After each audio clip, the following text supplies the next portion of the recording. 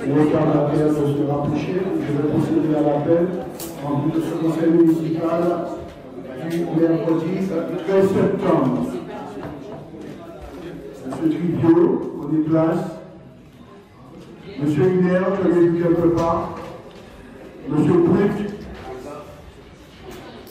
je commence à appeler Baron Aline. Baron Aline.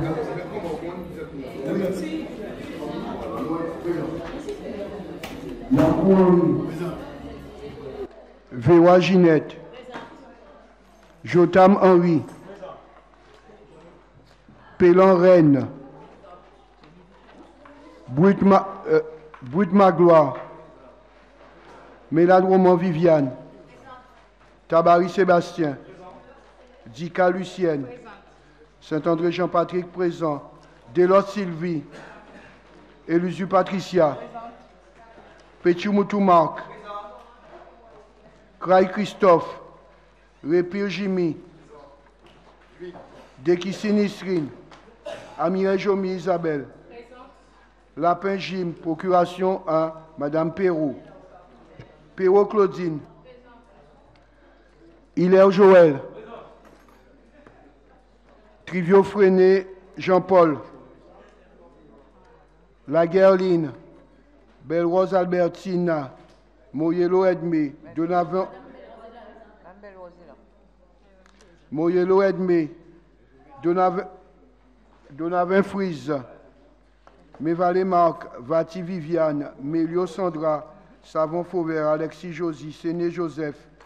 Caracas Héron Jocelyne. Sekele Henri.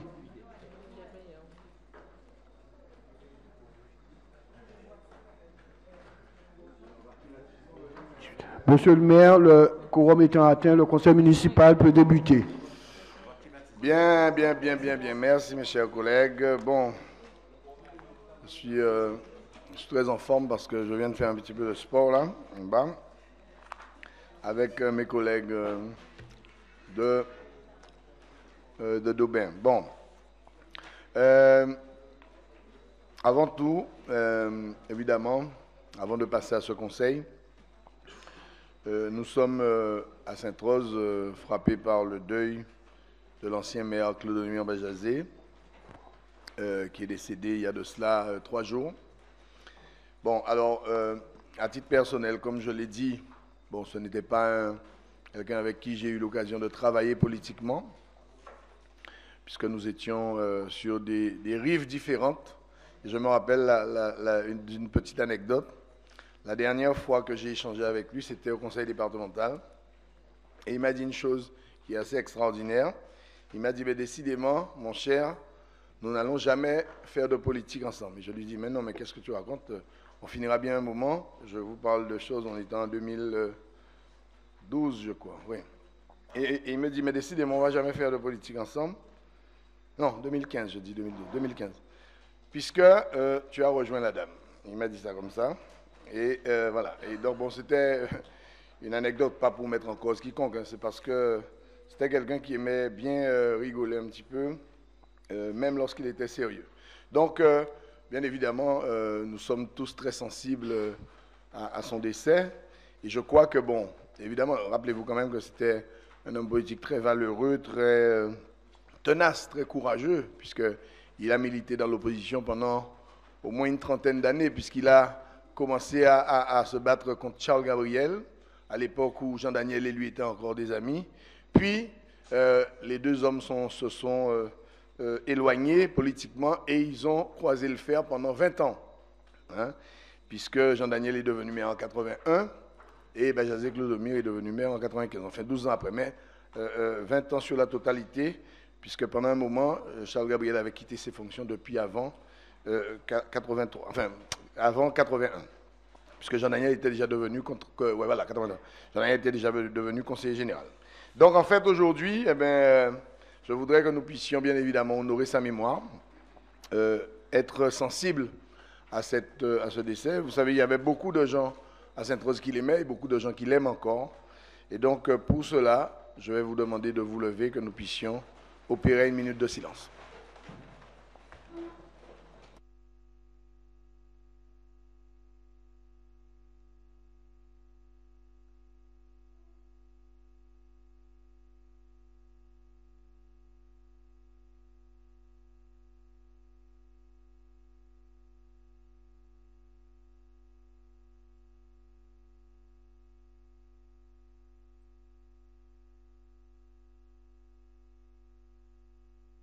Je vous remercie.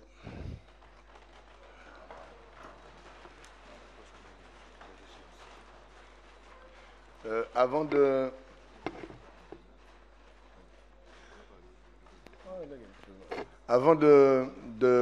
nommer un secrétaire de séance pour que nous puissions commencer ce conseil, je voudrais aussi vous signaler que nous avons perdu à Sainte-Rose 2 hommes également qui ont joué un rôle très important dans la vie de notre commune.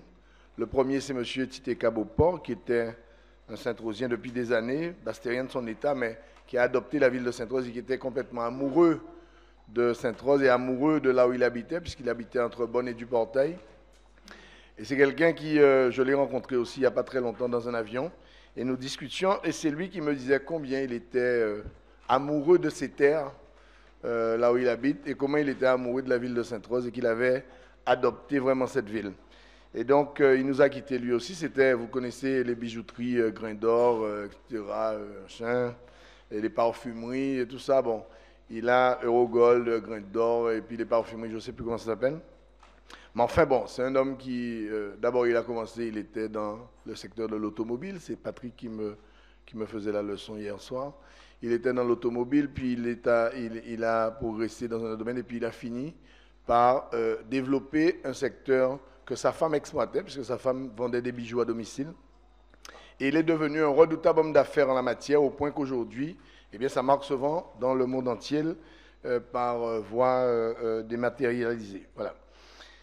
Donc, c'est un homme qui a marqué aussi notre territoire, même si on ne le voyait pas tellement, même si beaucoup de gens ne pensaient pas qu'il habitait Sainte-Rose, puisque, bon, eh bien, on entend parler de Titeka, mais on ne savait pas qu'il était... Beaucoup de gens ne savaient pas qu'il habitait là. Mais oui, il habitait ici. Et donc, bien évidemment, nous adressons toutes nos condoléances à sa famille. Et puis, le deuxième, c'est Christian... Le troisième, enfin, ouais, quand je dis le deuxième, parce que les deux, j'ai déjà parlé de Claude. Le deuxième, dans le deuxième groupe, c'est M. Christian Lara, qui est décédé... Lara, ouais, qui est décédé... ouais, c'est vrai, Christian Lara.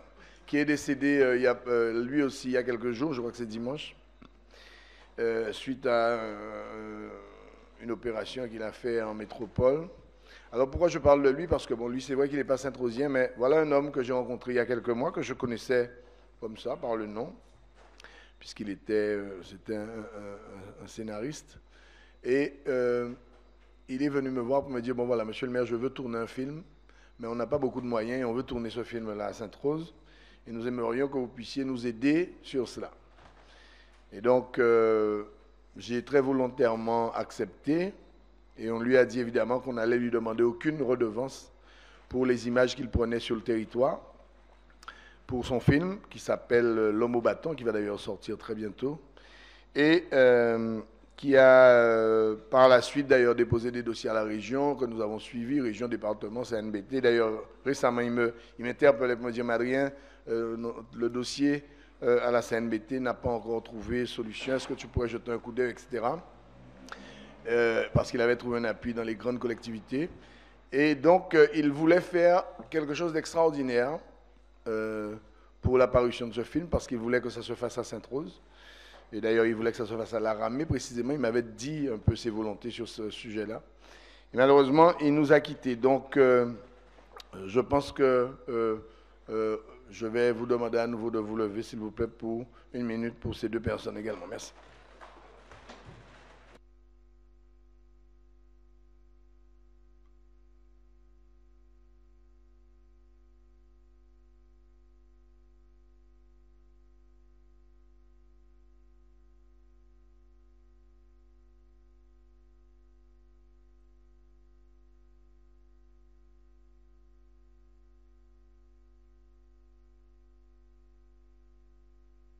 Merci, mes chers collègues. Bien.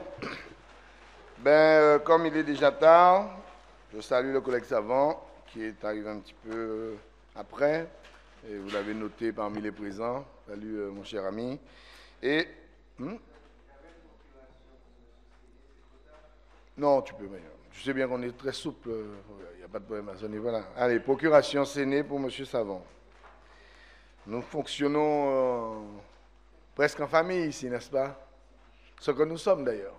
Bon, alors, On va désigner un secrétaire de séance, Jotam Henri, pour le secrétariat de séance. Non, mon papa, il aura écrit, pas inquiétez. Mais vous savez dire que le responsable à PV maintenant. Bon, alors, faisons un point sur le secrétariat de séance. Parce que, effectivement, bon, il y aurait une secrétaire de séance. C'est quoi un secrétaire de séance dans un conseil municipal? Ce n'est pas celui qui prend des notes, ce n'est pas vrai. Puisqu'il y a, les services administratifs sont là, et l'enregistrement est là pour pouvoir certifier la véracité de nos débats. Donc, quand le conseil est terminé, on prend l'enregistrement, on écoute et puis on réécrit tout ce qu'il y a. D'ailleurs, il faudrait qu'on puisse avoir bientôt, comment on appelle ça, un truc qui transforme la voix en mots pour aller plus vite. Bon, lorsque vous avez ça, vous transformez le truc. En revanche, ce qui est écrit dans le procès verbal, ce n'est pas l'administration qui en est le responsable. C'est le secrétaire de séance. Donc, on parle, lorsque le procès verbal est émis, il est émis sous la couverture du secrétaire de séance. Ce qui, en réalité, ne se fait jamais, puisque aucun secrétaire de séance ne vérifie les PV avant qu'ils soient divulgués. Mais sachez que vous avez une responsabilité quand même lorsque vous êtes secrétaire de séance, même si on a l'avantage de présenter ces PV en conseil d'après, et donc on peut toujours modifier s'il y a une fausse déclaration, une fausse affirmation. Mais si vous marquez que bon, ben voilà, un tel a dit telle chose sur un tel, etc., et que c'est vous le secrétaire de séance, c'est à vous d'abord qu'on va demander des comptes sur le contenu de ces textes. Donc voilà, M. Jotam, vous êtes prévenu sur vos responsabilités en qualité de secrétaire de séance. Voilà la procuration pour M. Séné. Alors, secrétaire de séance. Alors, d'abord, très rapidement, pour vous dire, aujourd'hui, on a ce conseil municipal, et puis comme je vous ai fait glisser la petite note, nous allons aussi recevoir un ou deux candidats pour les sénatoriales, donc qui vont venir très rapidement, succinctement, vous exposer leur projet, étant entendu qu'on va s'entendre sur un temps de parole. Mais le conseil municipal en lui-même devrait aller relativement vite, puisqu'il n'y a pas beaucoup de points et je pense qu'ils ne vont pas être trop querellés. D'accord? Alors, avant de démarrer, oui, Madame Moyelo, bonsoir. Edmé est arrivé, donc notez la présente, s'il vous plaît. Ça va, Edmé? Bon, super. Alors, je voudrais... Oui?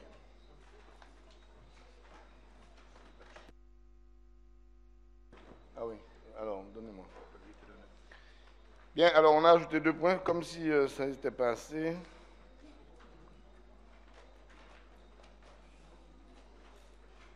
Ah oui, d'accord, c'est vrai. Alors d'abord, le premier point, c'est l'adoption de la nomenclature budgétaire et comptable M57. Mais il n'y avait pas ça déjà comme point? Non? Bon, enfin...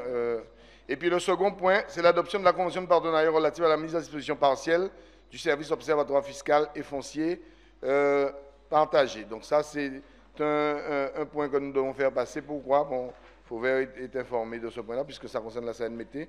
C'est au niveau de la CNBT qu'il y a un service aujourd'hui qui est en charge de monter cet observatoire pour que nous puissions maximiser, en tout cas au moins avoir un œil sur les personnes qui payent des impôts sur notre territoire, et voir s'il y a lieu parfois de faire des modifications au regard de leur situation.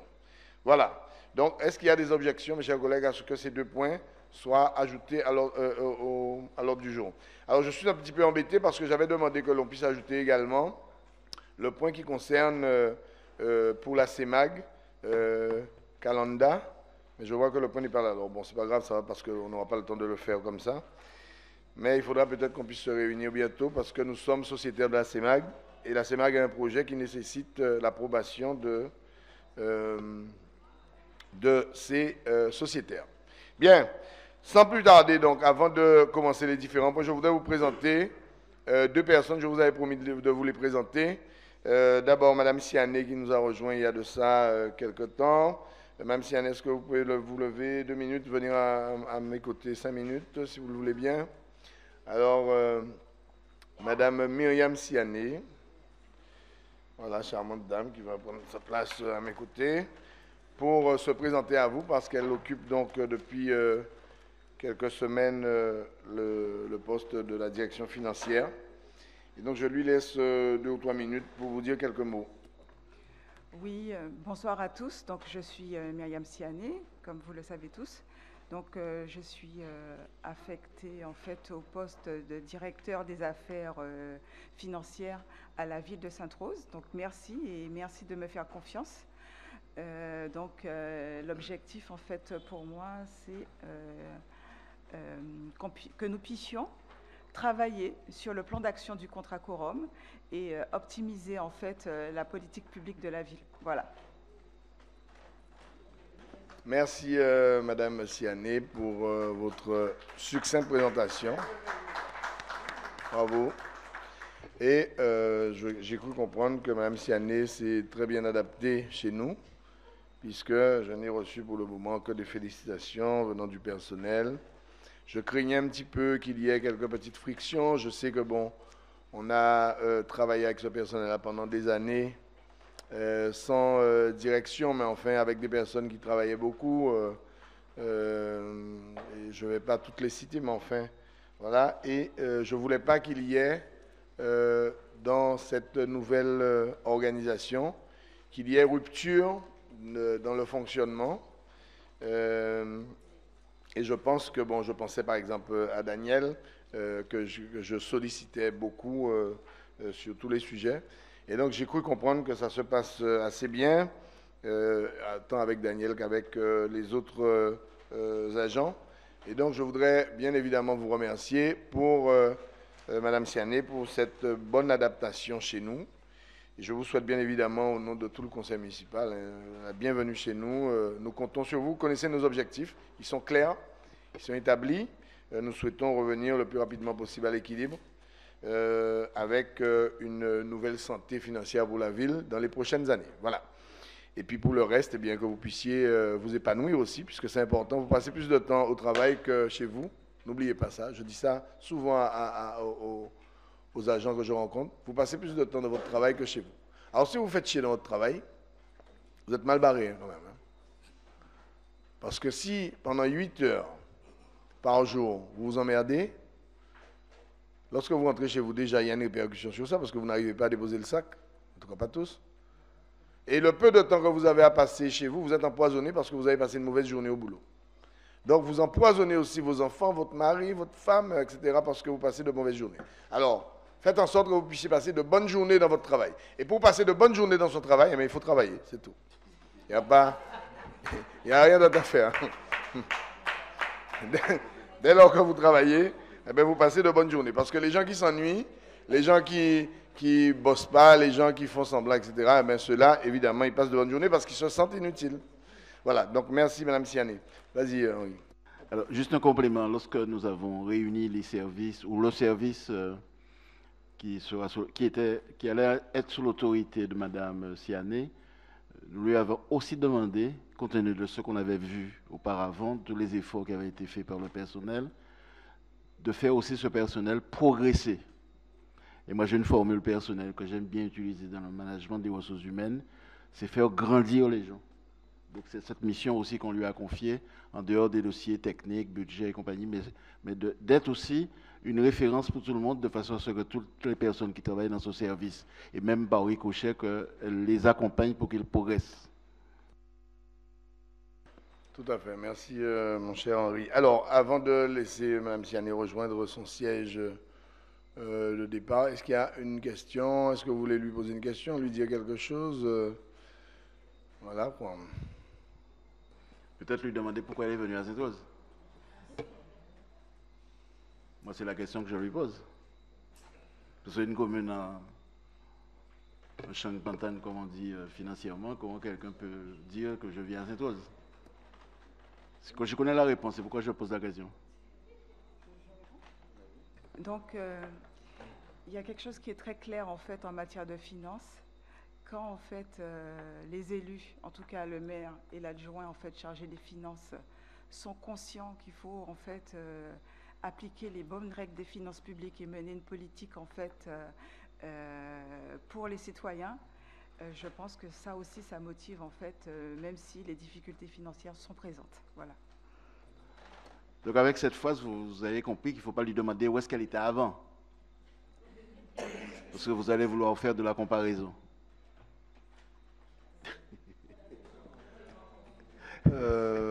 Non, elle était à Saint-François. Elle était à Saint-François. Dans une commune qui n'est pas mieux financièrement. On est, alors, Mme Siané, elle aime les challenges, c'est parfait, c'est bien. En fait, je dirais tout simplement que je suis une femme de défi et que j'ai déjà fait les 3 fonctions publiques, en fait. Donc, voilà. La fonction publique d'État, hospitalière et territoriale. Donc, j'expérimente la territoriale depuis que je suis revenue en Guadeloupe. Merci, madame. Est-ce qu'il y a d'autres questions ou d'autres affirmations ou rien? C'est bon? Bon, ok. Bah, écoutez, madame Siané, merci. Ouais, bon, je pense que c'est bon. Bon, alors, la deuxième personne que je vais vous présenter, nous sommes dans le cadre de quorum. Et donc, en l'occurrence, dans quorum, on a un appui technique. Viens me rejoindre.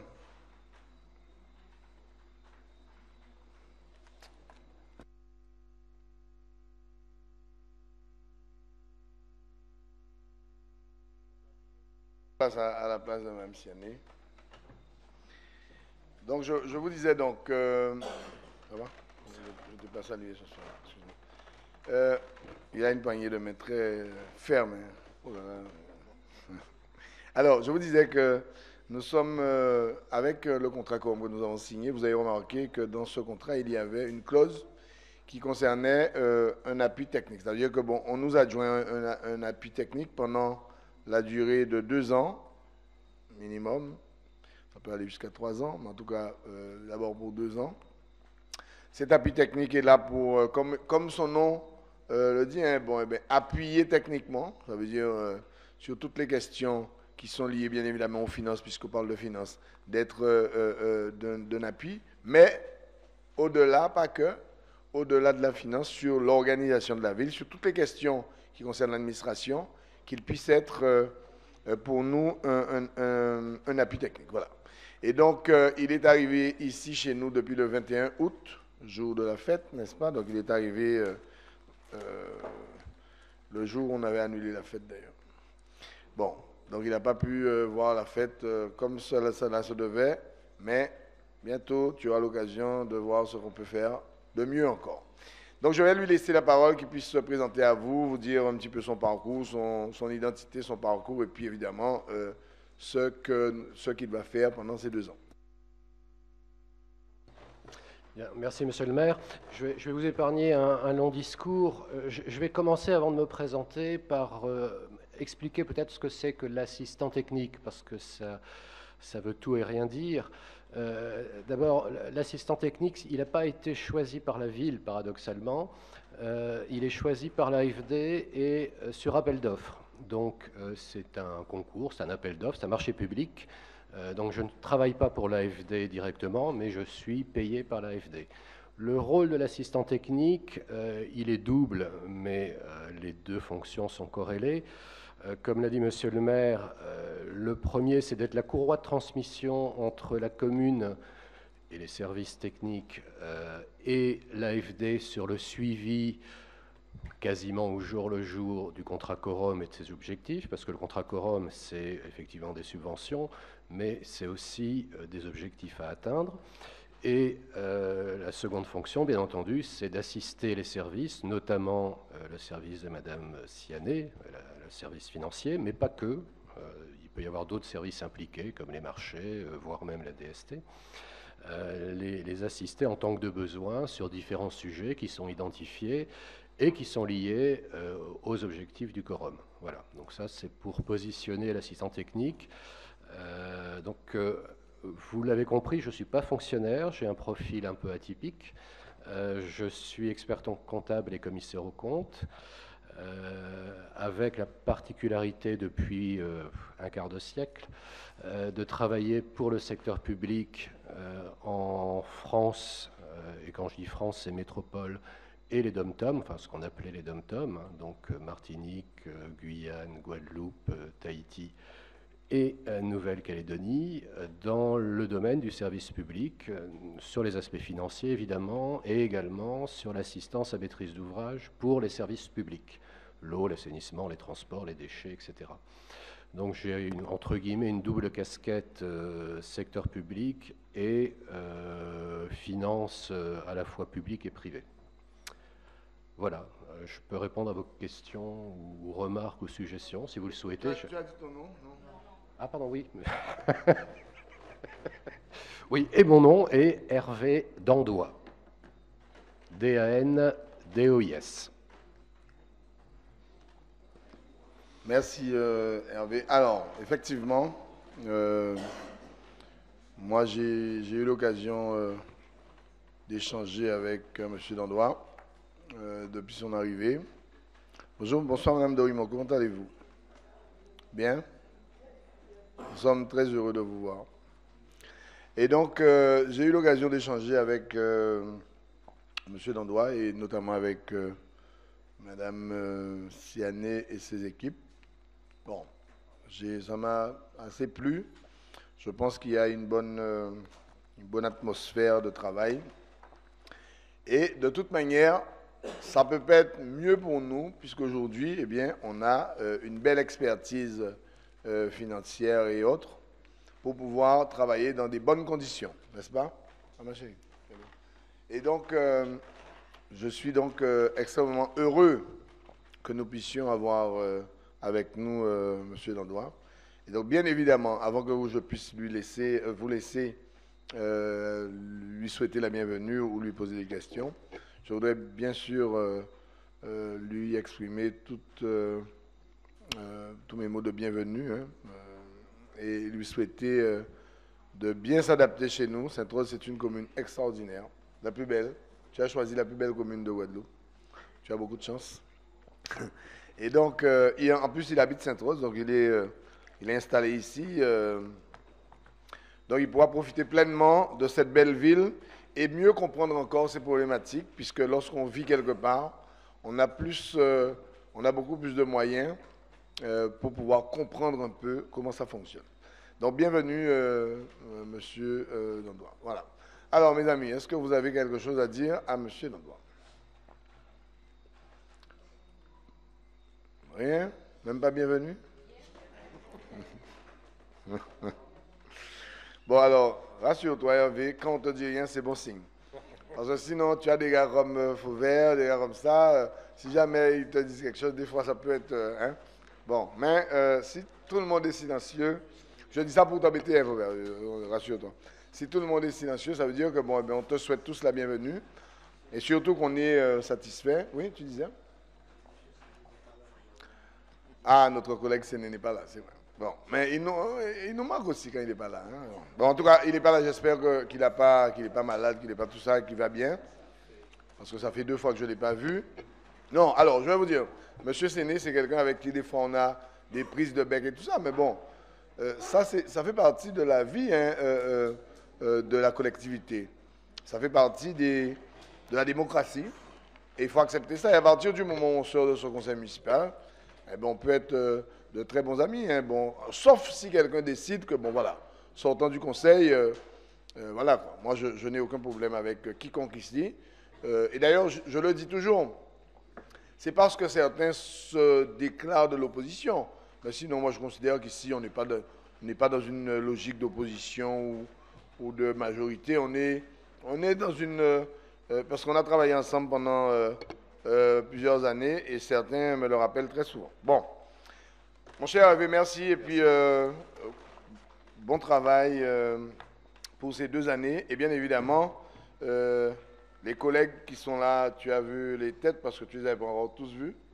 Donc tu pourras échanger avec eux quand tu les rencontres, peut-être dans la rue, hein, quand tu vas faire tes courses à Carrefour ou je ne sais pas où. Sainte-Marie-Service. Ouais, Sainte-Marie-Service.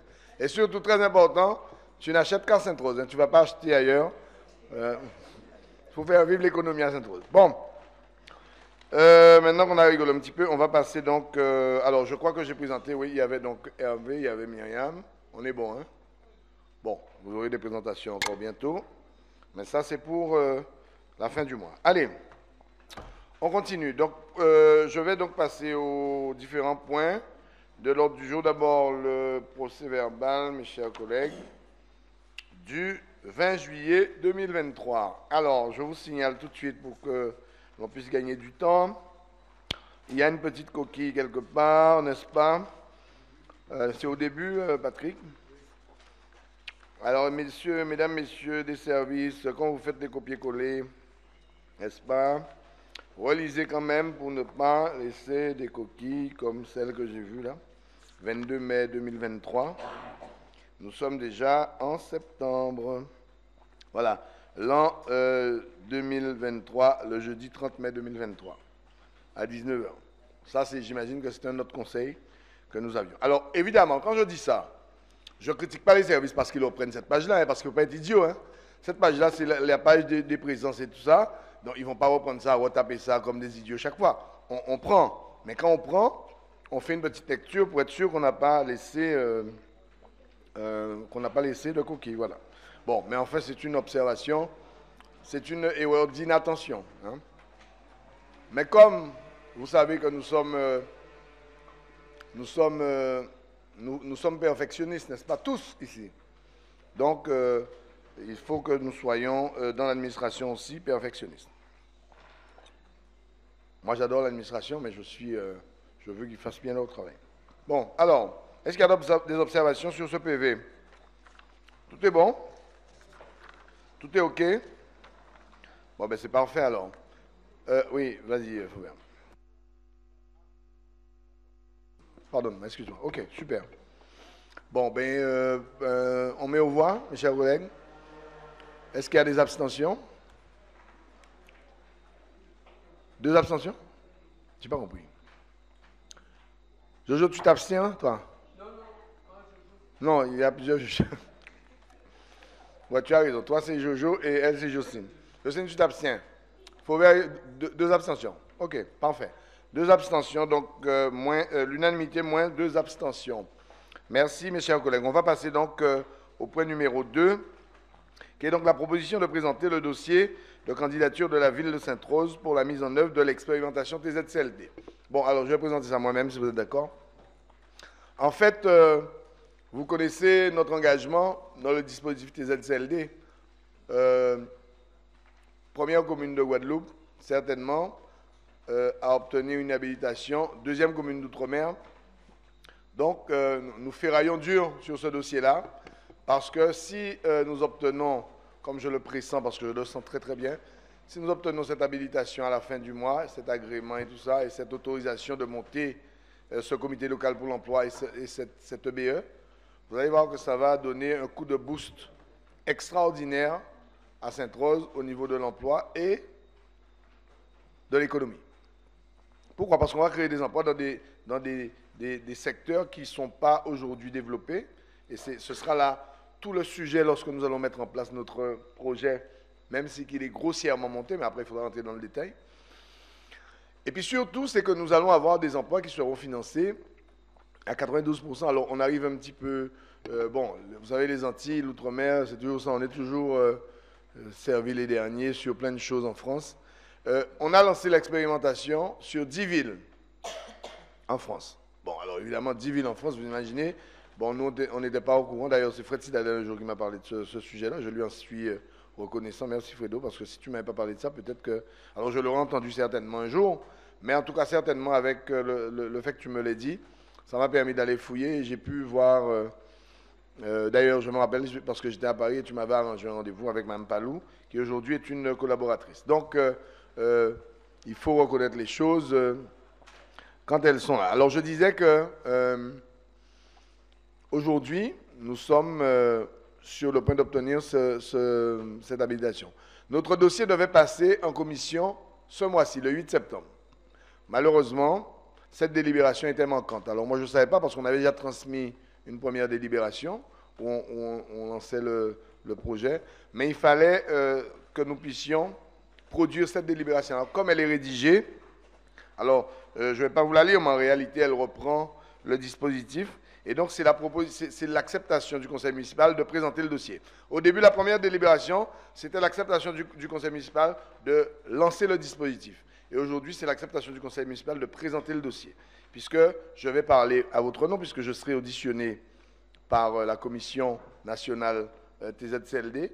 Et donc, en l'occurrence, il faut que je puisse avoir votre mandat pour pouvoir le faire. Et si les choses se passent bien, puisque demain matin, on va lancer ça au contrôle de légalité, puisque ce conseil municipal d'abord est fait d'abord pour ce point-là. Les autres, on aurait pu attendre un jour ou deux, mais celui-là, il est hyper important parce qu'il faut que je l'envoie à Paris le plus rapidement possible. Pourquoi? Parce qu'avec un peu de chance, si ce mois-ci, si on arrive à faire ça partir ces jours-ci, notre dossier pourrait passer à la fin du mois. Mais j'ai perdu mon fil sur un truc lorsque je vous parlais des 10 villes expérimentales. Pardonnez-moi, je reviens. Il y a eu au départ 10 villes expérimentales. Effectivement, des grandes villes de France ont sauté sur le projet. Et je ne sais pas pour ceux qui ne se rappellent pas, TZCLD, c'est un dispositif qui finance l'emploi plutôt que le chômage. Les mecs se sont réunis, ils ont dit, bon voilà, ça vient de Louis Gallois, qui est un ancien PDG du groupe ADS, de Peugeot, de Citroën et de bien d'autres grandes industries de France. Donc c'est l'un des plus grands PDG de France, bien évidemment, et que j'ai rencontré d'ailleurs au début de cette affaire-là. Un homme extraordinaire que j'ai invité en Guadeloupe, malheureusement. Il m'a dit qu'il ne fait plus de longs voyages, parce qu'il est âgé de 75 ans, et donc il ne voyage plus sur des très longues distances, alors que 75 ans, c'est un jeune âge. Brutal voyage tous les jours, il va partout. Hein? Où est-ce qu'il est, et pourtant, il a 75 ans. Donc bon, voilà. Mais malheureusement, il nous a dit qu'il ne voulait pas venir. Qu'il ne pouvait pas. Pas qu'il ne voulait pas, qu'il ne pouvait pas. Mais ceci dit, ils ont lancé le truc et les 10 villes. Lorsqu'ils ont vu que le dispositif fonctionne, parce qu'ils financent, ils disent, bon, ben voilà, un chômeur coûte 16 000 €. Eh bien, si jamais, avec un fonds privé, un fonds public, on ajoute 6 000 €, on arrive à 22 000 €, ce que coûte un SMIC. C'est-à-dire qu'aujourd'hui, un SMIC coûte 22 000 €.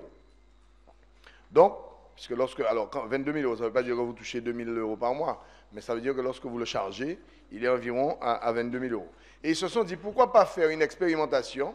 Prenons chaque année les 16 000 € que nous payons le chômeur, ajoutons à ça 6 000 € venant d'un fonds public et privé, et avec ces 22 000 €, finançons un emploi, pour savoir, et finançons-le pendant 2, 3, 4, 5 ans, et exigeons un certain nombre de choses pour le financement, et après lâchons cet emploi-là pour qu'il soit périn. C'est ça l'idée des ZCLD. D'accord? Et c'est pour ça que les masses financières qui sont accordées dans ce projet, c'est pour ça que c'est un projet qui est très lourd en habilitation, parce que les masses financières qui sont en jeu dans un projet comme ça sont colossales.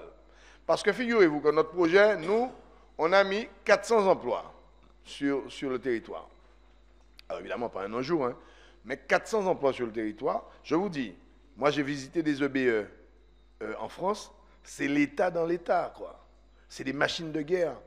Vous imaginez, c'est des boîtes qui ont 400, 500, 600, 700 employés. J'ai visité une EBE en Île-de-France, 700 employés, je ne sais pas si vous imaginez. Ils ont plus d'employés que la ville, que la mairie. Hein? Donc, dans une ville. Donc ça veut dire que c'est des machines de guerre. Alors, beaucoup d'emplois pour les personnes qui sont là, des activités qui sont variées. Moi, je suis allé dans des restaurants, j'en parlais dernièrement avec un jeune de la Boucan. Je leur disais que, par exemple, au sein de l'EBE, on peut monter des restaurants solidaires. Moi, j'ai visité des restaurants solidaires, vous payez 5 €, vous mangez comme des rois. Mais quand je dis comme des rois, vous mangez vraiment... dans le 13e arrondissement à Paris, j'ai visité un restaurant solidaire qui a été construit, qui a été monté avec l'EBE. Les mecs, comme ils ont une charte de récupération de produits avec les chaînes de distribution, etc., parce que c'est une grosse machine qui s'organise avec le public et le privé, ils arrivent à sortir des repas à 5 €. Et vous voyez toute espèce de personnes qui viennent là. Et ne croyez pas qu'ils les font à perte. Hein. Lorsqu'ils font les repas à 5 €, ils gagnent 2 € sur chaque repas. Et donc, ils font 200, 300 couverts par jour, parce que même des gens qui ont des sous viennent là, parce que ce n'est pas ouvert uniquement aux personnes qui sont défavorisées. Ce n'est pas une espèce d'Emmaüs et tout ça. Non, c'est un restaurant. Qui veut, d'ailleurs, je vous invite, si vous allez dans le 13e arrondissement, je ne sais plus comment il s'appelle, mais vous tapez sur Internet, restaurant EBE, 13e arrondissement, TZCLD, vous allez voir, je ne sais plus comment il s'appelle, mais vous allez voir, et vous mangez excellemment bien. Ils ont à côté une succursale où ils ont un restaurant végétarien, donc pour les personnes qui ne mangent pas de viande, vous mangez toute espèce de légumes, de trucs, et je crois que vous payez 4 €, enfin bon, bref. Donc c'est des grosses machines. Donc nous, on est parti sur un projet autour de 400 emplois. Alors c'est un objectif qui est extrêmement... Alors moi, au début, j'avais dit 200. Mais on avait une délégation TZCLD qui était venue, TZCLD, Territoire Zéro Chômeur de Longue Durée, je dis chaque fois TZCLD. on a une délégation nationale qui est venue en Guadeloupe, qui est venue visiter notre commune. Je ne sais pas si vous vous rappelez, on avait pris le bus et tout ça avec les collègues qui pouvaient. Et les mecs nous ont dit, mais avec le territoire que vous avez, avec le potentiel que vous avez, monsieur le maire, vous ne pouvez pas partir sur 200 emplois. Ce n'est pas un projet intéressant à 200 emplois. Fixez-vous un objectif plus ambitieux. Et en l'occurrence, on est parti sur 400 emplois. Bon. Donc imaginez ce que ça représente en termes de crédit et d'engagement. Et c'est pour ça que c'est des dossiers très lourds.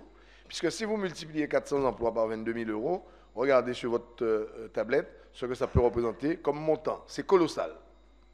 Et l'expérimentation était avec 10 villes en France. Lorsqu'ils ont vu que c'est un truc qui fonctionne du tonnerre de feu, ils ont allongé à 50 villes. D'accord? Aujourd'hui, on est à peu près à 40 villes qui sont habilitées, dont une ville en Martinique. C'est la seule d'outre-mer. Jim, c'est là le conseil. Et donc, par la suite, lorsque ils ont vu que ça fonctionnait, aujourd'hui il y a 40, et normalement, on devrait être dans le club des 50. L'objectif, c'est d'arriver à terme à 100 villes conventionnées. Sauf que le financement était de 106% pour les emplois. On finançait les emplois à 106%. Ça veut dire qu'on incluait dans l'emploi, dans le financement de l'emploi, une part qui était dédiée au fonctionnement de l'employé. Ça veut dire si tu veux acheter un point de big buy, etc. Aujourd'hui, ils ont diminué sur le financement. On n'est plus qu'à 92%. Donc, il y a une part résiduelle sur laquelle vous devez vous engager. Il faut que la ville, avec ses partenaires, puisse s'engager sur les 8% restants. Mais là encore, regardez, quand vous allez taper sur votre machine, 8%, ce n'est pas 2 francs non plus. On est sur des millions d'euros. Et c'est pour ça que le conseil départemental a délibéré pour nous accompagner à hauteur de 15% sur le projet, que la CNBT a délibéré pour nous accompagner sur le projet, et que, je l'espère, lorsque nous allons monter le BE, que la région pourra aussi également participer avec nous. Voilà, j'étais un peu long sur le sujet, mais je voulais que vous puissiez bien comprendre tout l'enjeu, pas sur le principe de voter la libération, c'est pas ça, mais que vous puissiez bien comprendre que tout le travail qu'on a fait avant là, parce que des fois vous travaillez, mais vous avez l'impression que ça n'aboutit pas, parce que c'est beaucoup d'administratifs, beaucoup de dossiers, beaucoup de ci, beaucoup de ça. Mais là, on arrive au bout du truc, et si nous sommes habilités, alors la deuxième étape, c'est à partir du moment que notre dossier et reçoit un avis favorable à la fin du mois de septembre ou au mois d'octobre, à ce moment-là, il y aura une grosse descente de TZCLD en Guadeloupe sur notre territoire, où là, on va devoir présenter le projet, ils vont venir ici pendant au moins une semaine, peut-être plus, pour que nous puissions bien leur donner tous les éléments. Parce qu'à partir du moment où vous avez l'habilitation, vous devez monter le comité local de l'emploi, qui est une instance qui est dirigée, qui est présidée par le maire, avec toutes les institutions qui sont sur le territoire, public et privé. Et d'ailleurs, on avait fait une première rencontre, rappelez-vous, de ce CLE. On a déjà fait 2 rencontres même, je crois.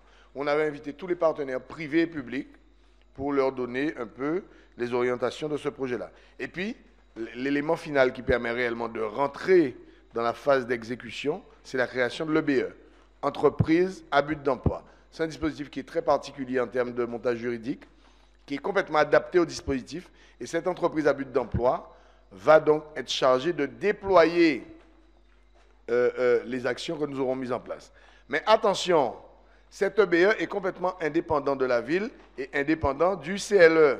Ça veut dire que le CLE donne les grandes orientations, mais l'EBE, l'entreprise à but d'emploi, a un directeur général, il a un directeur des finances, il a un directeur des ressources humaines. Bref, c'est une machine qui est organisée comme n'importe quelle grande boîte. Et donc, tout ça, évidemment, la première chose que vous faites lorsque vous créez l'EBE, c'est que vous recrutez le directeur général. Donc, si nous sommes acceptés, dès la fin de l'année, nous allons nous lancer dans une procédure de recrutement du directeur général. Et c'est lui qui va être chargé de développer par la suite le projet, sous l'œil bien évidemment averti des élus et des institutionnels qui vont donner la ligne. Pourquoi le maire n'est pas, ou les élus ne sont pas dans le BE, etc. Précisément pour faire la différence des genres. Le BE, ce n'est pas une entreprise publique. Et en l'occurrence, elle ne peut pas être déficitaire. C'est-à-dire que vous ne pouvez pas dire, là, ça nous dit 2 millions de déficit, 3 millions de déficit, on s'en fout, parce que, c'est... Non. vous êtes obligé d'être excédentaire dans vos comptes ou en tout cas être à l'équilibre. D'accord? Puisque c'est une structure qui est privée, elle n'est pas publique. Enfin, c'est un avatar qu'ils ont monté qui permet effectivement de fonctionner, de recevoir des fonds publics, etc. Mais qui a l'obligation d'être rentable. Et d'ailleurs, l'une des prérogatives essentielles de TZCLD, c'est que lorsque vous lancez le dispositif, vous avez une obligation de productivité progressive. La première année, c'est 15%. La deuxième année, c'est 30%. Je dis n'importe quoi pour la deuxième année, mais je sais que la première année, c'est 15%. Et au bout du compte, lorsqu'ils vont vous lâcher, il faut que vous soyez à 100%. Donc en fait, vous savez pourquoi les emplois aidés ont échoué à l'époque, lorsqu'on faisait des emplois aidés? Parce qu'il n'y avait aucun travail de fait sur le réel besoin de ces emplois. Les associations, je ne parle pas des collectivités, hein, les associations qui recrutaient dans les emplois privés, les contrats aidés, qui étaient super bien financés, quoi. Eh bien, comme c'était super financé, que ça revenait à 100 € par contrat, tout le monde prenait des contrats. Depuis pour tenir une association, on prend un contrat. On croit pas faire un travail, c'est aux amis, bon, peu importe, c'était la belle vie. Mais sauf que ces emplois-là, lorsqu'on enlevait le financement, ils disparaissaient puisque à aucun moment, il n'y avait une construction économique qui était faite pour permettre de pérenniser ces emplois. Eh bien, c'est ça la nouveauté de TZCLD. C'est qu'ils vous disent, je vous finance, et je vous finance à plein tube. En revanche, vous avez un délai pour pouvoir pérenniser vos emplois. Ça veut dire que vous devez être dans un secteur de productivité. OK? Vous pouvez venir prendre et à EBAMNA, vous pouvez dire comme ça, bon, mettez-vous à l'accueil en mairie là, ou bien voyez-vous dans l'école pour y habiter. Si vous êtes dans l'école et veillez Timoun, ça veut dire que derrière, il y a une organisation. Derrière, il y a des financements, etc., etc. Puisque ça, c'est une activité qui peut faire partie de l'EBE. L'accompagnement péri-extrascolaire. Mais tout ça dans un cadre qui intègre un schéma financier rentable. La notion de rentabilité est essentielle dans le projet TZCLD. Voilà mes chers collègues. Bon, j'ai parlé beaucoup, désolé, mais au moins je voulais que vous puissiez bien comprendre ça. Est-ce qu'il y a des questions? Pas de questions? Pas d'observations? On met au voix? Quels sont ceux qui s'abstiennent, qui votent contre? Adopté à l'unanimité. Merci, mes chers collègues, de cette affaire-là. Bon, alors, le point suivant, c'est l'augmentation du capital social et l'autorisation du représentant de la collectivité à participer au vote de l'Assemblée générale extraordinaire de la société CEMAG. Alors, le sujet, alors, est-ce que c'est le représentant de la CEMAG qui le présente? C'est moi? Bon, parce que le représentant de la CEMAG à Sainte-Rose, c'est M. Petchimout. Bon, alors, c'est pas compliqué, hein? La CEMAG rencontre... non, il faut que je dise ça. D'abord, je suis premier vice-président de la CEMAG, donc il faut que je vous présente ça bien. La CEMAG a une nouvelle feuille de route pour les prochaines années qui devrait lui permettre de retrouver dans les 2, 3, 4 ans qui viennent une forme de stabilité financière d'abord, puisqu'elle était en difficulté financière, et puis, à côté de ça, qu'elle redevienne un aménageur pour le pays et qu'elle puisse se lancer sur des grands projets. Parce que nous avons pris cette boîte il y a à peu près 2 ans, mais bon, dans un état assez calamiteux. Et surtout, elle était sur le point d'être léguée pratiquement à Action Logement, puisqu'il y avait une opération qui avait été mise en place pour pouvoir faire entrer Action Logement dans le capital, mais à un niveau de 15 millions. Ce qui créait une situation assez exceptionnelle, c'est qu'on perdait le contrôle de cette société-là, puisque Action Logement devenait, avec son capital, son nouveau capital, devenait donc une autorité au sein du conseil d'administration, et surtout, elle devenait une minorité de blocage. Ce qu'on appelle une minorité de blocage, c'est un actionnaire. À partir du moment où il dit non pour un projet, le projet est mort. Et pour avoir une minorité de blocage, c'est au sein du conseil d'administration qu'on définit ça. Bon, en général, ça correspond environ à entre 25 et 30% des parts, mais il n'y a pas d'obligation. Si vous voulez créer une minorité de blocage avec plus ou moins, vous pouvez le faire. Mais en général, évidemment, vous n'allez pas autoriser un actionnaire à 5% d'avoir une minorité de blocage. Puisque si vous lui accordez la minorité de blocage, c'est bien parce qu'il va emmener beaucoup d'argent. En l'occurrence, Action Logement, elle a emmené 15 millions. Eh bien, comme on a refusé cette proposition-là nous, département et région, puisque je suis le représentant du département à la CEMAG, puisque j'occupe le poste de premier vice-président, et madame, comment elle s'appelle oh, mais ça, comment s'appelle la présidente Marousse, représentant, madame Bettia Mougon, et conseillère régionale, elle est donc la présidente. Et donc, région et département ont refusé cette OPA d'Action Logement, mais quand vous refusez l'OPA, il faut financer après derrière, puisque cet argent-là, ils en avaient besoin. Donc, le conseil régional et le conseil départemental se proposent donc d'augmenter le capital de la CEMAG à hauteur de 10 millions. Et donc, lorsqu'il y a une augmentation de capital, il y a deux choses pour tous les sociétaires. Premièrement, c'est l'acceptation des sociétaires. Nous sommes sociétaires, puisque nous avons 138 actions, 127 actions, combien 105 150 actions. Nous avons 150 actions pour un montant d'environ 35 ou 36 ou je ne sais pas combien d'euros. 34, voilà. Et donc, comme nous sommes sociétaires, nous sommes obligés de voter pour pouvoir autoriser d'abord cette augmentation de capital. Même si nous ne sommes pas autorité de blocage, minorité de blocage, mais nous devons autoriser cette augmentation de capital. La seconde chose que nous devons faire également, c'est nous décider sur l'option d'augmenter notre capital à nous ou pas. Est-ce que nous suivons l'augmentation de capital ou est-ce que nous ne la suivons pas? Donc, on autorise l'augmentation, mais après, on décide de mettre ou de ne pas mettre. D'accord? Donc, voilà le sujet ce soir. Alors, en discutant avec les collègues, moi, j'ai estimé, peut-être à tort, le débat reste encore ouvert, que bon, l'augmentation du capital pour nous n'était pas quelque chose d'indispensable. Aujourd'hui, on a 150 actions, très honnêtement. Avec 150 actions, bon, ce n'est pas avec ça qu'on va faire quoi que ce soit. Hein. Et ce n'est pas lorsqu'on va ajouter 20 000 euros sur nos actions qu'on va aider la CEMAG plus que ça. Hein, puisque bon, la CEMAG, aujourd'hui, elle a besoin de 15 millions d'euros, ce n'est pas de 20 000 euros. Donc, j'estime que bon, notre participation au capital à hauteur de 20 000 euros supplémentaires ou de 30 000 euros supplémentaires serait, ma foi, assez ridicule. Donc, j'ai proposé, je vous propose du moins, que nous puissions autoriser l'augmentation de capital, mais sans participer à cette augmentation. Et alors, évidemment, la conséquence, vous allez bien comprendre, hein, elle n'est pas bonne pour nous, puisque ça va diminuer nos actions, puisque le capital augmentant, les actions vont avoir plus de valeur que celles qu'elles ont aujourd'hui. Et donc, ce qui correspond à 150 actions pour nous aujourd'hui correspondra certainement dans la nouvelle organisation à un peu moins d'actions. Mais enfin, bon, je ne pense pas que ça soit quelque chose de très pénalisant, d'autant que, comme je le disais, dans ma place de premier vice-président de la CEMAG, s'il faut descendre de Sainte-Rose, je pense que je saurais le faire. Et puis, à côté de ça, la CEMAG travaille avec toutes les communes de Guadeloupe. Elles n'ont pas besoin d'être sociétaires. Ça veut dire que si une commune souhaite que la CEMAG intervienne pour elle sur un projet d'aménagement, la CEMAG le fait. Après, la CEMAG peut proposer effectivement que vous puissiez rentrer dans le capital. Ça, c'est une... Et pour rassurer un collègue qui avait fait l'observation, quand on augmente le capital, ce n'est pas pour récupérer des royalties pour la ville, ni l'année prochaine, ni dans 1 an, ni dans 2 ans, ni dans 3 ans, ni dans 10 ans. Hein? Bon, la CEMAG, c'est une société d'aménagement. On va jamais récupérer des dividendes pour les sociétaires. Les dividendes qui vont, le surplus de productivité et de bénéfices qui pourraient être créés au bout d'une année, au lieu de verser des dividendes, on va les réinvestir, bien sûr. D'accord? Donc, voilà. En tout cas, c'est l'objectif.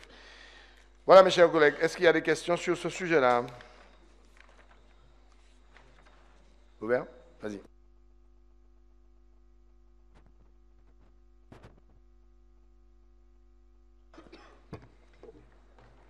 Oui, monsieur le maire, je t'ai écouté avec intérêt, mais pour te dire que je ne prendrai pas part, ou je ne vais pas voter favorablement pour cela, ce n'est pas que ce soit incohérent, mais simplement, on n'a pas d'éléments pour apprécier la situation de la CEMAG.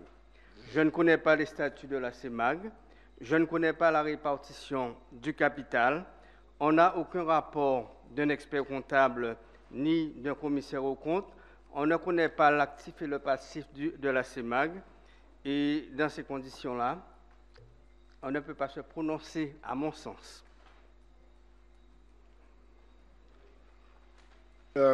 Oui, merci, collègue. Je comprends ce que tu dis, mais tu sais bien comme moi, puisque tu es un homme très averti, que le principe d'augmentation de capital dans une société lorsqu'il s'opère, augmentation de capital, lorsqu'il s'opère, il est nécessaire que tous les sociétaires puissent délibérer. D'accord? Et c'est pour ça d'ailleurs que j'ai dit que nous, parce que cette délibération-là n'a aucune incidence financière pour la ville. C'est juste que de donner à la boîte l'autorisation de pouvoir opérer à l'augmentation de son capital. Donc, si tu veux, c'est une action fair play. Tu ne peux pas refuser que les partenaires puissent augmenter le capital d'une société. Maintenant, je peux te donner quelques éléments, même si j'ai compris et que je respecte ton vote, rassure-toi. L'actionnaire principal de la CEMAG, c'est le conseil départemental. C'est le premier actionnaire. D'ailleurs, c'est pour ça que, historiquement, c'est le conseil départemental qui avait la présidence de la CEMAG. Bon, aujourd'hui, c'est la région, mais en fait, bon, comme on est une logique de collectivité de travail, en tout cas, c'est ce qui était prévu. Donc, aujourd'hui, entre région et département, on ne fait pas de distinction sur les présidences, d'accord? Donc, on se consulte entre région et département, et lorsqu'il s'agit de donner une présidence sur un organe ou un organisme quelconque, on désigne quelqu'un, non pas au regard de son appartenance région-département, mais plutôt au regard de ses compétences et de ce qu'il peut faire. Bon, maintenant, le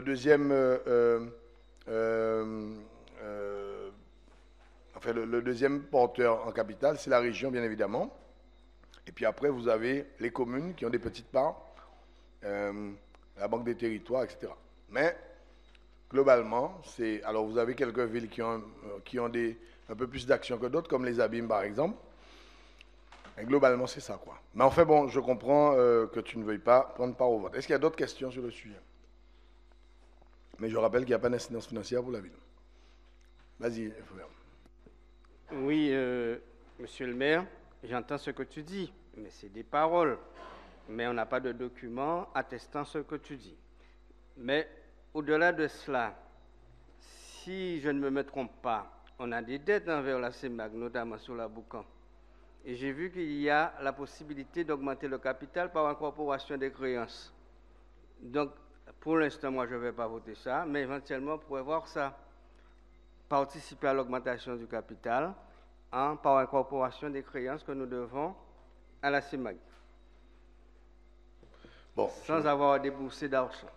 Je ne voulais pas faire de politique, mais enfin, tu m'obliges à faire un petit peu quand même. Tu as raison. On a trouvé une dette de 1,7 million à la CEMAG. L'année dernière, on devait à la CEMAG quasiment 2 millions et il n'y avait aucun versement qui avait été fait depuis plusieurs mois. La situation était complètement enclavée, bloquée. Mon cher Fauvert, nous ne devons presque plus rien à la CEMAG. Donc, nous avons payé, au moment où nous vous parlons, où je te parle, 1 400 000 euros. Donc, avec des échéances de 100 000 euros par mois. Nous avons commencé à 50 000 et nous avons accéléré à 100 000. Et je dois valider une option avec le payeur. Mais mon option, c'est de liquider avant le 31 décembre la CEMAG pour que nous ne puissions plus entendre parler de la CEMAG en termes de créances. Donc, le fait de retrouver une certaine crédibilité auprès de la CEMAG, d'abord, ça va nous permettre de retrouver l'usage des terrains qui étaient bloqués par rapport à la hiérarchie de la Boucan, comme tu l'as si bien cité. Et puis, ça va nous permettre de retrouver une crédibilité pour lancer des nouveaux projets, puisque vous savez très bien que... Mais d'ailleurs, je ne voulais pas faire parler de tout ça, mais tu m'obliges, mais je vais dire tout. Je vais parler aussi, pendant qu'on y est, de la SEM-SAMAR, je vais parler pendant qu'on y est de la SIG, je vais parler de tout ça. Comme ça, on va être au clair. Ça nous permet effectivement, ça nous permettra effectivement de pouvoir lancer des projets si nous le souhaitons.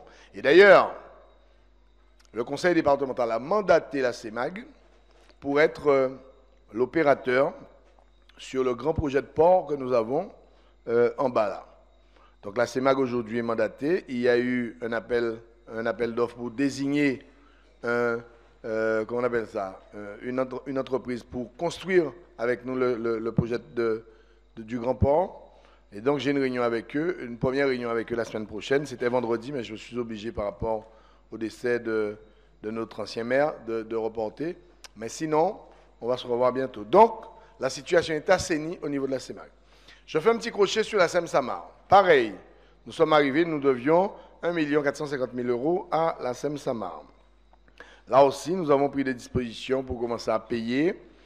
Et nous sommes arrivés, aujourd'hui, nous devons 300 000 €. Alors, Daniel me dit que c'est un peu moins, mais enfin, bon, les chiffres disent que c'est 300 000 € que nous devons à la CEMAG, la SEM-SAMAR, pardon. Dans très peu de temps, donc ça veut dire avant la fin de l'année, la dette de la SEM-SAMAR sera également liquidée. Et ça, c'est réglé. D'ailleurs, c'est eux qui vont nous devoir un petit peu de sous. Et au passage, nous allons récupérer, je vous donne un scoop, monsieur le vice-président de l'AGLO, nous allons récupérer les 15 ateliers relais de Morne-Rouge nous allons redevenir propriétaires de ces 15 ateliers relais lorsque nous aurons réglé ce litige. Je passe à la SIG, puisque là aussi, 450 000 € de dette. C'est resté enfoui là pendant des années, personne n'en parle. Je n'ai même pas encore parlé de ça au service. Eh bien, il m'a braqué le directeur de la SIG là, il n'y a pas longtemps pour me dire, parce que je lui ai dit, bon maintenant, il faut qu'on trouve une solution avec ces terrains, terrains qu'ils ont là au niveau de la hiérarchie, puisque c'était la hiérarchie du bourg. Et il m'a dit, ok, mais je lui ai dit, il faut qu'on puisse solder cette opération-là, parce que je veux récupérer ces dents creuses pour que nous puissions mettre en place quelques petites choses dans ce secteur-là, puisque j'estime que quand même, au bord de mer, dans les dents creuses, là, on peut faire des choses intéressantes. Eh bien, il m'a sorti sa facture, qui date de 1000 ans, d'accord, et qui est d'un montant de 400 et quelques mille €. Alors moi, évidemment, je ne vais pas payer ça.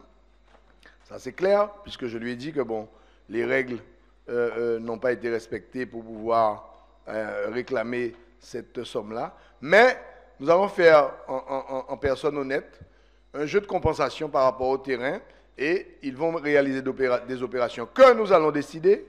Ça veut dire que si on décide, et pas de logements sociaux, je le dis, même si on m'entend sur ça, pour que le préfet ne puisse pas dire que je ne veux pas faire de logements sociaux à Saint-Aude. Pas de logements sociaux au bord de mer, ça c'est clair et net.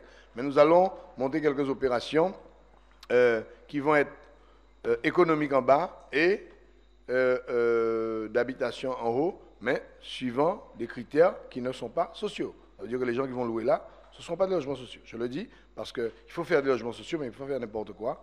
Parce qu'on se retrouve, lorsque vous créez des parcs de logements sociaux et que vous ne créez pas de mixité, bien évidemment, vous vous trouvez en grande difficulté. Donc voilà, mon cher Vauvert. Alors, nous n'avons pas de contentieux avec la SICOA, en tout cas, j'espère. Donc voilà pour les différents bailleurs sociaux. Donc, je suis très heureux de te dire qu'au mois de décembre, la ville sera à jour vis-à-vis de tous les bailleurs sociaux de la Guadeloupe et de France et de Navarre. Ça, c'est la première chose. Je profite aussi pour te dire que la ville est à jour pratiquement avec toutes les institutions. Nous sommes à jour au SDIS. On fait partie de l'une des rares communes qui sommes à jour au SDIS. Hein? Merci, Mme Dorimont. Nous sommes à jour à la CGSS, n'est-ce pas? On ne doit pas 1 euro. Il y avait un litige sur 30 000 €, on a réglé ça. Nous sommes à jour à EDF, d'accord? On ne doit pas d'argent à EDF. Nous sommes à jour au SMGAG, d'ailleurs, c'est eux qui nous doivent des sous, mais ça, on va régler ça. Nous sommes à jour partout. Nous sommes à jour à l'association des maires. Je crois que le président Sapoti doit venir ce soir, me semble-t-il. Bref, nous sommes à jour partout. OK? Nous ne devons rien à personne. On n'a aucun mandat, mis à part les mandats qui sont prescrits et sur lesquels on est en train de faire un travail.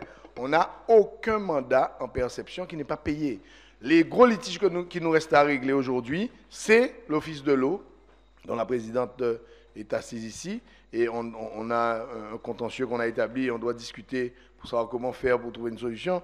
Et bien évidemment, ce n'est pas la présidente qui va s'opposer à ce que nous puissions avancer sur ce dossier-là, puisqu'elle fait un très bon travail à l'Office de l'eau. Et c'est le seul dossier aujourd'hui encore qui nous pose problème.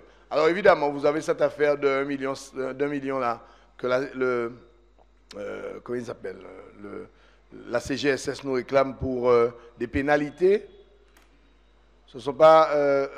non, ce n'est même pas des pénalités, c'est des majorations, parce qu'il y a une différence. Ce ne sont pas des pénalités de moratoire, parce qu'on n'avait pas de moratoire qu'on n'aurait pas respecté, etc. C'est des majorations qui représentent la somme d'1 million, mais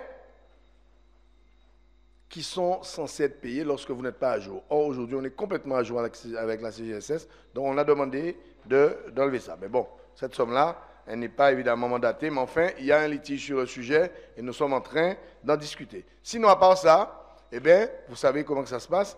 Et je me rappelle que quand je disais que le déficit que nous avions affiché, il ne fallait pas oublier qu'il y avait aussi derrière le déficit du budget de l'eau, eh bien, il va bien falloir qu'on puisse l'absorber, hein, bientôt là, les 12 millions de déficit de l'eau. Hein? Alors, moi, j'ai entamé une discussion avec le président de la CNBT pour lui dire que, bon, eh bien, suite à une discussion que j'ai eue avec les services ainsi que l'AT, pour dire, bon, voilà, enfin, Hervé et Myriam, j'aime pas me parler avec des trucs que je ne comprends pas. On a échangé, Daniel aussi, je crois, était là, je ne sais plus. Edmé aussi, d'ailleurs. J'aime pas oublier les gens. Tout petit, bah, t'es là. Ça, non. Et je disais que, bon, il faut que nous puissions... tout petit, c'est Sabrina que j'appelle tout petit. Elle est là. Mets-toi debout, Sabrina, pour qu'on puisse te voir. Sabrina, mets-toi debout pour voir. Voilà, c'est elle tout petit. C'est un agent exemplaire. Alors, je disais qu'il faut que... j'ai perdu mon fil entre-temps. Ouais. Bon, en tout cas, sur cette histoire de CGSS, là, c'est là où j'étais? Ouais, 12 millions. Donc, bon, il faudra bien que nous puissions absorber ces 12 millions-là, puisque, logiquement, apparemment, lorsqu'on fait les comptes, c'est à peu près à ça qu'on serait. 10 millions pour l'eau, 2 millions pour l'assainissement. Hein? Bon, donc, lorsque vous allez compter, il va bien falloir les intégrer, ces 12 millions-là, parce qu'on me disait que, ouais, j'ai dit des choses, ouais, vous avez dit, mais où sont les déficits, etc. Eh bien, vous verrez que, bon, eh bien, on va devoir les absorber, ces 12 millions-là. Voilà. Bon, mais sinon, mon cher Fauvert, je pense qu'on peut faire mieux, puisqu'il y a toujours mieux, on ne prétend pas être les meilleurs, mais enfin, on est quand même dans une situation qui est qui va plutôt dans le bon sens, plutôt que dans le mauvais, et ne pas le reconnaître serait quand même un peu, j'ai envie de dire, pas très honnête. Voilà. Bon, alors, je reviens à la CEMAC, puisque c'était ça le sujet. Donc, le collègue Savant a refusé, refuse de prendre part à ce vote-là. Est-ce qu'il y a d'autres observations sur ce point-là? Pas d'autres observations? On met aux voix donc. Quels sont ceux qui s'abstiennent? Donc, Savant... Non, tu ne prends pas part au vote, hein, tu as dit. Tu t'abstiens, d'accord. Ok, alors, abstention, une abstention, autre abstention. Moi, tu as vu deux. Ah oui, tu votes, tu t'abstiens aussi pour Séné?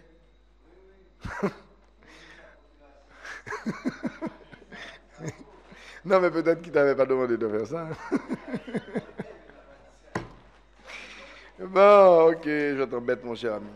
Ok, donc deux abstentions, donc unanimité moins deux abstentions. Non, moi je dis toujours que, bon, j'ai aucun problème avec Fauvert, parce que même lorsqu'il fait des observations, elles sont ni haineuses, ni passionnées, ni quoi que ce soit. Il fait ses observations et il défend ses observations, et il a bien raison. Bien, alors, nous passons donc au point suivant, qui est le point numéro 4, donc l'approbation du règlement budgétaire et le passage à la nomenclature M57. Est-ce que c'est Madame... ouais, alors, Monsieur Yakou commence et Madame Siané. Madame Siané, comme tu as au moins 3 ou 4 points comme ça à présenter, je te propose de venir. Et puis bon, je laisse pour toi la présidence en même temps, comme toi, c'est toi qui présentes les points. Et je reviens tout à l'heure. Très bien. Alors, la commission s'est réunie... La commission s'est réunie hier soir. Et en fait, je vais laisser à Madame Siané de présenter les 3 points, parce qu'en fait, il faut que vous lisiez 4, 5 et 6 en même temps. Quand je dis lire, il faut comprendre ces 3 points en même temps. Alors, le premier point, c'est le passage à la nomenclature M57. Alors, très concrètement, aujourd'hui, la ville de Sainte-Rose est en nomenclature M14.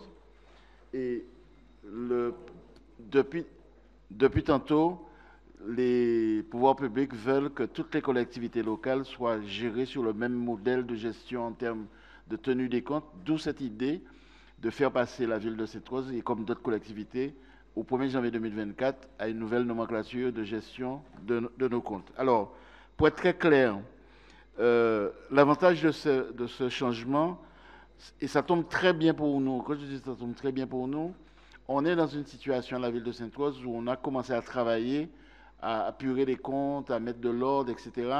On a la chance d'avoir maintenant un directeur des affaires financières, on a la chance d'avoir le quorum et l'assistant technique. Les conditions en termes de ressources humaines sont réunies pour qu'on réussisse ce passage parce que la M57 a un avantage, c'est que ça nous permettra de clarifier, j'allais dire de façon chiffrée, les politiques publiques de la ville. Alors très concrètement, je vais vous donner un exemple. Si on nous demande aujourd'hui, bon, c'est quoi notre politique dans le monde de l'école, combien ça coûte, eh bien, pour répondre à cette question, nous sommes obligés d'aller piocher dans plusieurs éléments pour donner un chiffre crédible. Ça, c'est le premier avantage. Le deuxième qui me semble aussi important, c'est que jusque-là, lorsque nous avons voté un budget, si vous voulez faire évoluer votre politique, si vous n'avez pas prévu ces éléments dans votre budget, vous êtes coincé et vous êtes obligé de revenir devant le conseil municipal. L'avantage de la M57, c'est qu'on peut faire des virements de crédit, c'est-à-dire il y a des règles de gestion, mais on peut faire des virements de crédit en fonction de l'actualité. Je prends un exemple très concret. Un cyclone place à Sainte-Rose, il y a des inondations et compagnie. Eh bien, on fait une réunion du conseil municipal, mais on peut tout de suite mettre en place des mouvements financiers pour nous permettre d'agir rapidement. Et puis, autre chose que je voulais dire, ça tombe bien pour nous aussi parce qu'on n'avait pas les moyens jusqu'à maintenant de dire qu'on va avoir un plan pluriannuel d'investissement. Je pense notamment à un sujet que vous connaissez bien. Normalement, pratiquement toutes les écoles de Sainte-Rose doivent être remises aux normes. On a des installations sportives qui doivent être remises aux normes, etc. Et donc, dans un projet budgétaire, ça demande de mettre en place une programmation sur 1, 2, 3, 4 ans. La M57 va faciliter le passage à cette façon de travailler. Et enfin, dernier sujet, c'est, j'ai envie de dire que, et là encore je répète, le fait d'arriver à un moment où nous pourrons avoir des marges de manœuvre, l'arrivée de madame, bon je ne dépose pas tout sur votre dos, mais j'essaie de faire passer le meilleur message possible pour que les élus comprennent pourquoi je lis la situation de la ville, votre arrivée et celle de l'assistant technique. Pour la M57, c'est une chance, je considère à titre personnel, pour la ville de Sainte-Rose, parce que justement, ça va clarifier les procédures budgétaires, les procédures d'ordonnancement et les procédures de paiement, notamment dans un règlement. Alors, on ne va pas lire le règlement, ça n'a aucun intérêt, mais c'est ça aussi qui est une avancée. On ne pourra plus se poser des questions sur les procédures internes de gestion, parce que tout cela est préétabli dans le règlement financier qu'on a mis à votre disposition. Alors, il faut savoir qu'à côté de nous, la communauté d'agglomération est déjà en M57. Et si le collègue Savant peut compléter ma présentation, parce qu'il a l'expérience que moi je n'ai pas en tant qu'adjoint aux finances, en tout cas personnellement, je trouve que c'est une très très bonne nouvelle pour nous, une très bonne obligation, parce que ça va rapprocher la gestion de la ville de la gestion traditionnelle que tous les comptables, les experts comptables connaissent, ça se rapprochera de la gestion d'une entreprise privée. Donc voilà un peu la présentation que je voulais faire. Et les trois points vont être détaillés par Mme Sirani. Et la chance qu'on a maintenant, c'est que je pourrais plus facilement laisser à Mme Sirani le soin de présenter les sujets un peu plus techniques, en lui demandant malgré tout, lorsqu'elle présente les sujets techniques, il faut que ça soit digérable par tous les élus.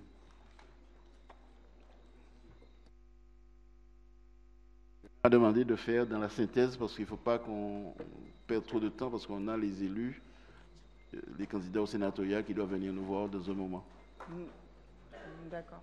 Donc sur le plan en fait pratique, la M57 en fait c'est une nomenclature en fait qui est obligatoire au 1er janvier 2024. Donc nous n'avons pas le choix. L'expérimentation a débuté en 2022 et puis aujourd'hui en fait on arrive en bout de chaîne. Donc l'idée c'est de s'inscrire dans cette dynamique obligatoire. Et puis pas mal de communes ont déjà aussi essuyé les plates-bandes, donc l'éditeur du progiciel avec. Donc normalement, nous à Sainte-Rose, on ne devrait pas avoir de difficultés techniques là-dessus. Voilà. Donc il y a 4 délibérations et la première c'est le point 8, l'adoption de la nomenclature budgétaire et comptable M57. Donc il y a une obligation légale en fait au 1er janvier, mais tout de même, en fait, on doit passer en fait, les délibérations. Donc la nomenclature M57 concerne en fait le budget principal et en fait ces budgets annexes, sauf la régie et l'assainissement. Donc, l'adoption de ce point, en fait, concerne votre avis concernant, en fait, le passage en M57 qui est obligatoire. Est-ce que vous avez des demandes de précision, de clarification? Oui, monsieur Nebor. Ah bon? Ah, ok, d'accord. Je vais pas... Alors, bon, ça tombe bien, comme M. Nebor a levé le doigt, mais je n'avais pas compris pourquoi il avait levé le doigt. Je dis aussi que c'est une opportunité que nous avons à avancer dans notre maîtrise des systèmes d'information de la ville, surtout sur le plan financier. Et donc, le travail qui a déjà été commencé, me semble-t-il, par Mme Sirane et ses équipes, avec le fournisseur de logiciels et les services de M. Nebor, devrait nous permettre de passer cette étape normalement. Effectivement, ce matin, en fait, on a rencontré en fait SFI concernant l'étape de transposition au passage en M57. Donc, il ne faut pas avoir peur de parler. Ici, à Sainte-Rose, on est plus fort qu'à Saint-François. Ah, d'accord. Donc, je disais tout simplement qu'on a déjà commencé en fait le travail technique, voilà, concernant en fait le passage en M57. Donc en fait très clairement, enfin, il n'y a pas de difficulté technique. S'il y a quelque chose qui se passe, c'est dans le cerveau, mais normalement ça devrait aller. Voilà, il n'y a pas de problème, de réelle difficulté en fait sur le passage. Collègue en Savant, M57. peut-être avec ton expérience de M57 à la communauté, quelques mots. Non, bon, en fait, bon, c'est une simplification, comme tu as dit, mais il n'y a pas de problème majeur, puisque ça a été bien mis en place, et ce n'est pas tellement compliqué. Et comme tu as dit, c'est l'intérêt, c'est d'adopter des APCP, c'est-à-dire des autorisations de crédit et des crédits de paiement, que ce soit en investissement, que ce soit en fonctionnement. Donc, c'est idéal pour pouvoir gérer les budgets, et c'est aussi un intérêt pour pouvoir dégager tel poste pour approvisionner tel poste sans avoir à prendre une délibération préalablement. Okay. Donc, ce sont de bons éléments. Et donc, je voulais juste avoir confirmation. Donc, on va faire ça pour les 3 budgets. Le budget principal, la caisse des écoles et le CCAS.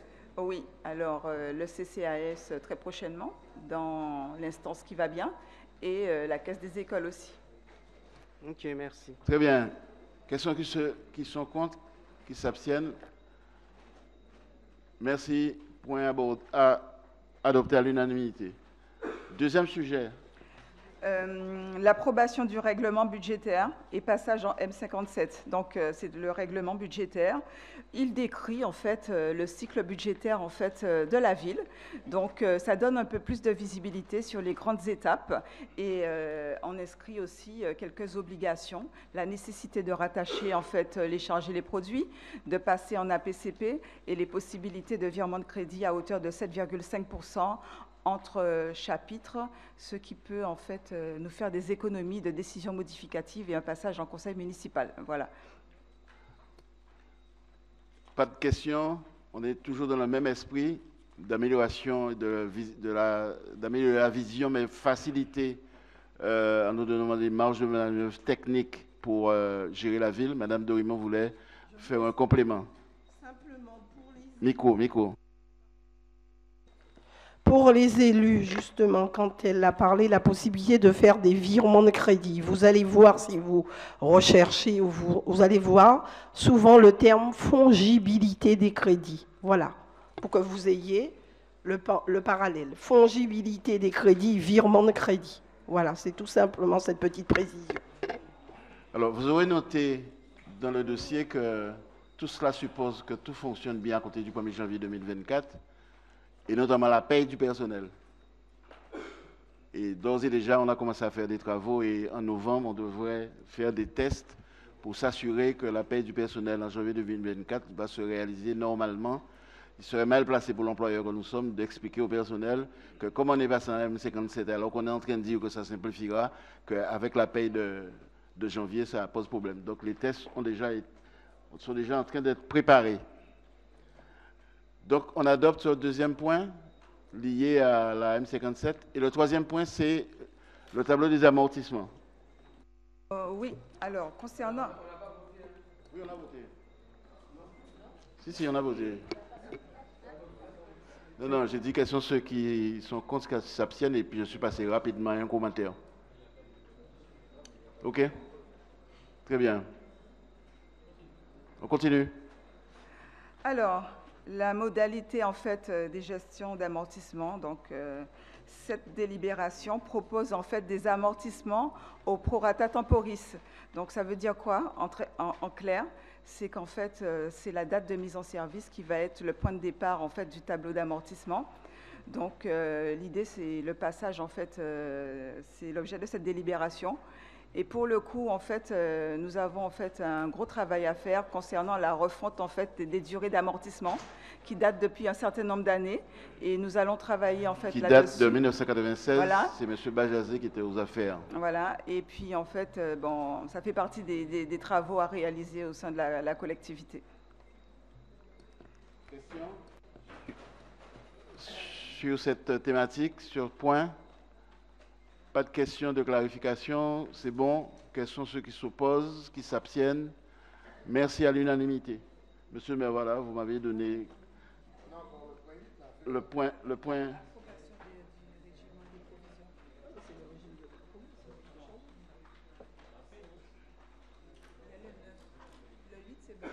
C'est bon?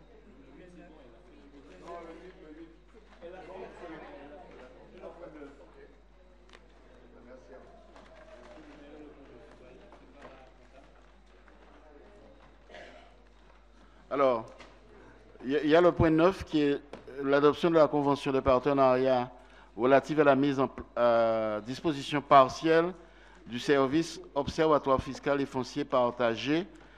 Donc, Madame,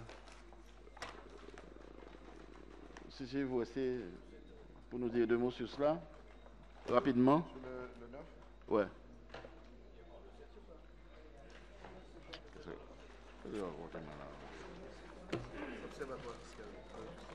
Ah oui, d'accord, qu'ils sont en train de faire là. En fait, ce qu'on a voulu faire passer, c'est une question financière, dans la foulée des questions financières. Mais tu as raison, on va revenir au 7 tout à l'heure. Oui, on va revenir au 7. On n'a pas fait le 7, on finit les questions financières. Pardonnez-nous, hein. On n'a pas demandé, on n'a pas signalé ça. Donc, on demande au conseil de nous autoriser à passer au 9 et on reviendra au 7. Oui, il faut faire. C'est ça. Oui, on revient là-dessus. Vas-y, ok. Ben écoute, je n'ai pas suivi trop. Allez, vas-y. Oui, le 7. Allez-y, madame. Allez-y, madame Sigani. Oui, en fait, le point 7, c'est en fait les provisions en fait, semi-budgétaires. Donc en clair, l'idée c'est de la capacité en fait pour la collectivité d'inscrire en fait des provisions pour risque. Voilà. C'est une obligation légale en fait de constater que nous avons en fait des risques à maîtriser et nous devons en fait les porter en fait dans les comptes en sincérité. Alors, le principe, le régime budgétaire des provisions, c'est le principe des provisions semi-budgétaires. Ça veut dire qu'on va constater une dépense dans un compte 68, etc. Alors, il y a deux types de régimes. Le régime de droit commun semi-budgétaire, ça veut dire qu'on ne constate qu'une dépense. Et puis, le régime exceptionnel où vous avez une recette et une dépense. En principe, ce qu'on conseille, c'est le principe, c'est semi-budgétaire. C'est-à-dire, dès lors que le risque se réalise, vous devez prévoir des crédits budgétaires. Par exemple, un exemple tout simple, vous avez des créances, des titres de recettes qui sont inscrites et que vous n'allez pas les recouvrer. Avec le travail qui est fait avec le comptable, il faut prévoir des crédits budgétaires de manière à apurer. C'est un exemple simple. Vous avez un contentieux qui va se présenter avec une entité, vous n'êtes pas d'accord, ça il faut penser à inscrire des crédits budgétaires. Et alors le principe est simple, c'est qu'on va prendre une reprise. Si vous avez prévu les provisions, il y aura une reprise. Et lorsque le risque va se réaliser, on va pouvoir établir le mandat, les opérations. Voilà. Mais il faut le faire, ça il faut vraiment le faire. Hein. Ça c'est important, ça fait partie des principes de sincérité. Et très souvent nos budgets, malheureusement, il y a quand même une obligation, on vous dit à partir d'un pourcentage, notamment pour les restes à recouvrer, il faut prévoir ces montants-là. Il faut le faire de manière régulière. Voilà, simplement. En faisant le travail régulièrement avec le comptable. Parfait. Vas-y. Alors, j'allais dire que le principe de la provision semi-budgétaire, on n'a même pas besoin de voter, c'est le droit commun. Mais je pense que dans la situation de la collectivité où nous sommes en déficit, ce n'est pas la meilleure solution. Dans l'idéal, c'est la meilleure solution. Mais comme nous sommes en déficit, on ne va pas simplement rajouter une dépense, mais en adoptant le régime budgétaire, ça veut dire qu'on le met en dépense de fonctionnement et on le met en recette d'investissement. Donc ça devient neutre pour la collectivité. Mais en adoptant le régime semi-budgétaire, pour moi, ça pénalise la collectivité. Parce qu'on est déficitaire. Parce qu'on inscrit uniquement une dépense. Moi, c'est du charabia pour moi. C'est un choix technique que tu proposes. Mais la question que j'aurais aimé te poser, est-ce que le choix qu'on vous propose ne contribue pas justement, en dehors de ce que tu as présenté, ne contribue pas à rentrer dans une politique de qualité des comptes et de sincérité des comptes? Pardon? C'est un choix. Oui. Ça ne change rien dans la qualité des comptes. Quel est l'avis des experts? Alors, M. Savant, en fait, a un point de vue qui est très clair, mais en fait, la collectivité, en relation avec notre conseil et le comptable, nous avons décidé de passer en semi-budgétaire. Voilà. Vous êtes de droit en semi-budgétaire. Déjà, et on le confirme, pour être plus clair. Mais ce n'est pas forcément la meilleure solution. Bon, on ne va pas continuer le débat. On a bien enregistré l'observation du collègue Savant. Est-ce qu'il y a d'autres observations sur le sujet? Pas d'autres observations? Vas-y. Bonsoir, chers collègues. La question que je voudrais poser, est-ce qu'en ayant fait ces provisions, et c'est sur une année, sur un exercice alors, ce sera valable sur une année, les provisions que nous allons... Ouais. En fait, l'objectif des provisions, en fait, c'est de constater en fait un certain nombre de litiges, voilà, en sincérité, qu'on inscrit dans les comptes de la ville. Voilà. En fait, on a fait un choix. Comme on est entré dans une démarche de toilettage de nos comptes,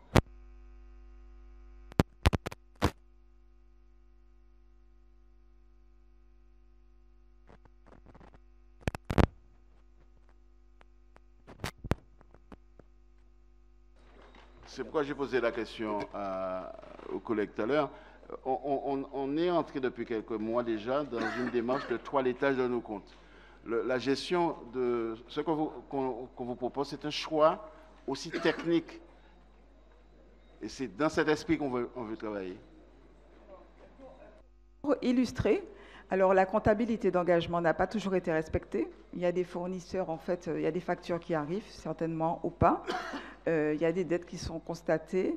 Donc on préfère les provisionner et quand on va recevoir les factures, pour les régler. Voilà, ça s'appelle la sincérité. On est au courant, mais on n'a pas encore reçu les factures. Voilà.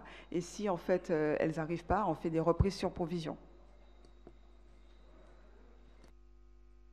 Pas d'autres questions? On met au voix. Quels sont ceux qui s'abstiennent? Qui votent contre? Adopté à l'unanimité. Merci, mes chers collègues. On va passer donc au point 9 et après je reviendrai sur le point 7. Et puis non, pourquoi pas? Allez, on passe au point 7, comme ça on respecte tout. Alors le point 7, c'est lequel? Où est-ce que j'ai perdu mon... Ouais, passe-moi ton ordre du jour. Non? Alors, recrutement d'agents contractuels sur un emploi lorsque la nature des fonctions ou des besoins de service le justifie. Alors, effectivement, bon, toujours la même démarche que nous sommes depuis quelques mois. Nous souhaitons ouvrir quelques postes sur des responsabilités diverses au niveau de la ville. Et donc, en fait, actuellement, enfin pour cette fois, vous avez remarqué que la dernière fois, nous avions pris quelques dispositions pour recruter un ingénieur, une responsable financière et puis un technicien pour toutes les questions qui concernent le sport, et notamment sur l'entretien des espaces, etc. Et donc cette fois, nous ouvrons deux nouveaux postes ouverts aux contractuels au niveau de l'urbanisme d'abord et au niveau de la communication. Alors pourquoi cette option encore, je vous le dis, de contractuel? Elle est très simple. C'est pour prévenir et s'assurer que qu'on mise sur de bons chevaux. Ça veut dire que si les choses ne se passent pas bien, l'avantage du contractuel, c'est que vous pouvez à n'importe quel moment mettre fin à son contrat suivant évidemment des règles. Hein. Mais enfin, si le travail n'est pas satisfaisant. Tandis que lorsque vous vous engagez avec un fonctionnaire, c'est définitif. Alors évidemment, la politique de la ville, ce n'est pas de recruter que des contractuels, c'est pas ça. Hein.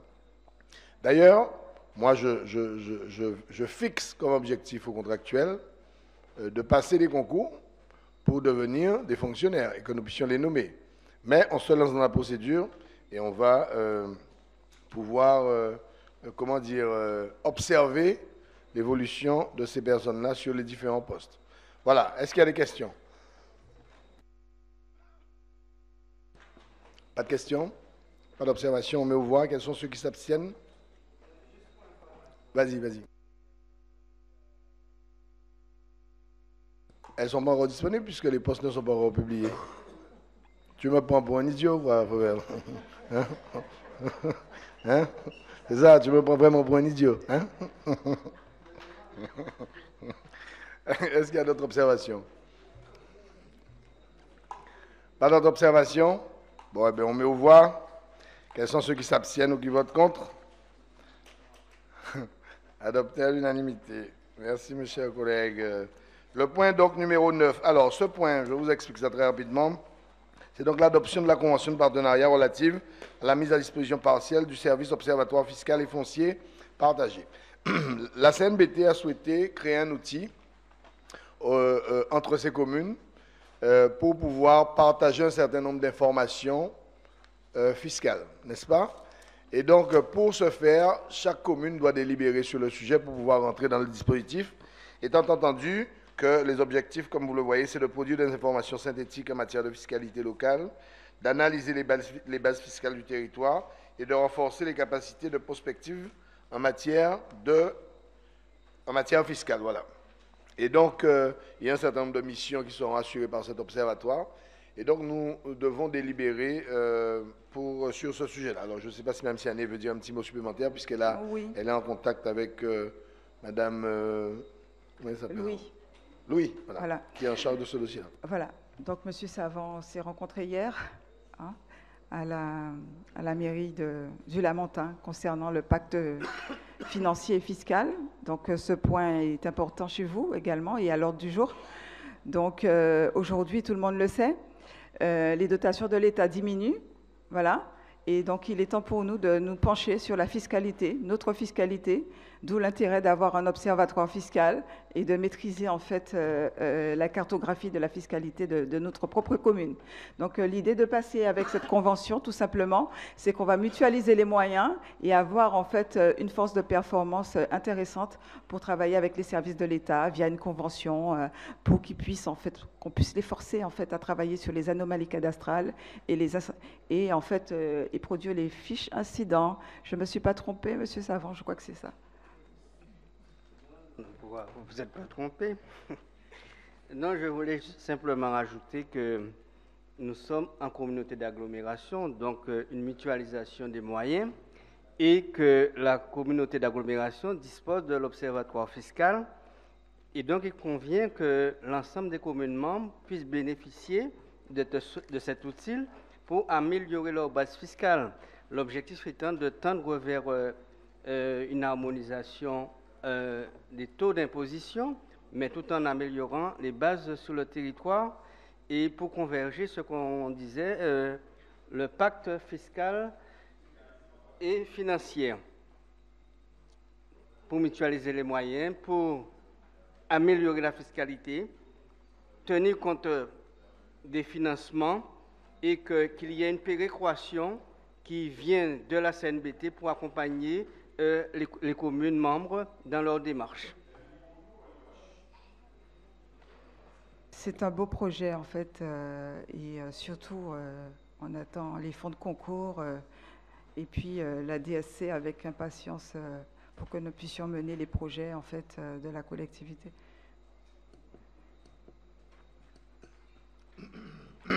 Merci.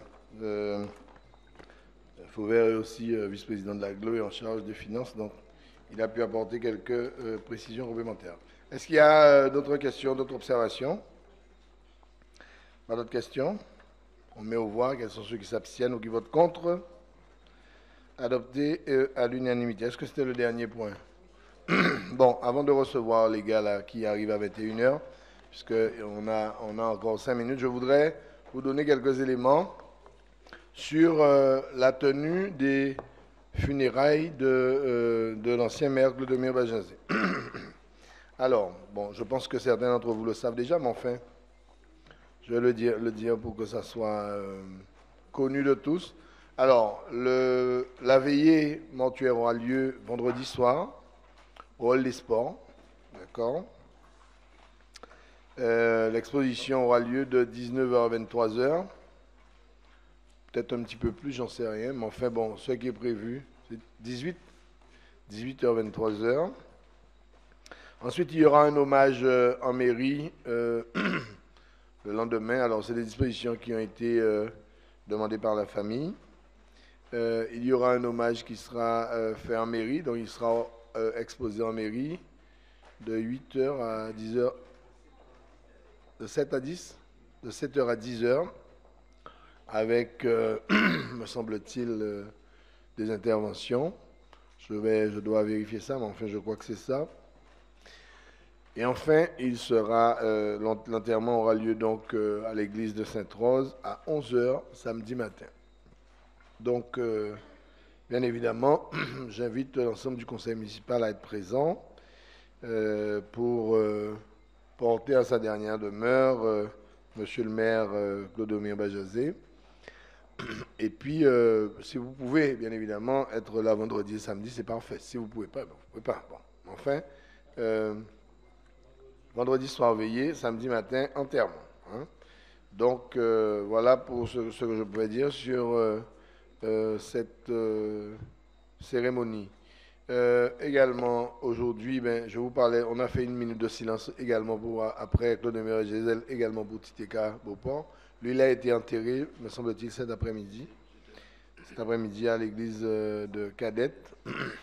Pour bien montrer comment il aimait, je vous dis Sainte-Rose, il a choisi d'être enterré tout près de ses terres, donc, enfin, qu'on puisse officier son enterrement tout près de ses terres, donc à l'église de Cadette.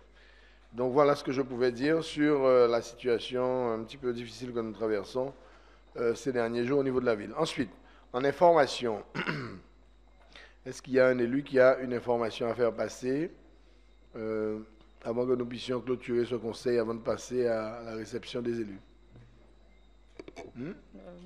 Madame Guillaume a quelques éléments à apporter oui. concernant le fonctionnement du service à la population. Alors, Mme Guillaume a quelques éléments à apporter, et puis après, tu avais dit que tu allais dire quelques mots sur ton voyage. Ah non, tu avais déjà fait ça, non? Oui, on avait fait déjà. Ok, d'accord. Alors, Mme Guillaume.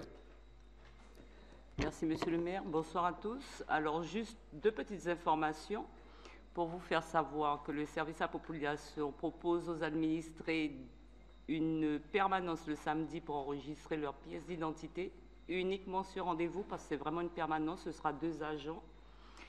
Et puis, depuis ce matin, 9h, nous avons, les usagers ont la possibilité d'enregistrer leur demande de rendez-vous directement en ligne. Donc, ils prennent leur rendez-vous sur un site qui s'appelle rdv360.com et ils choisissent en fait leur jour, leur disponibilité et tout.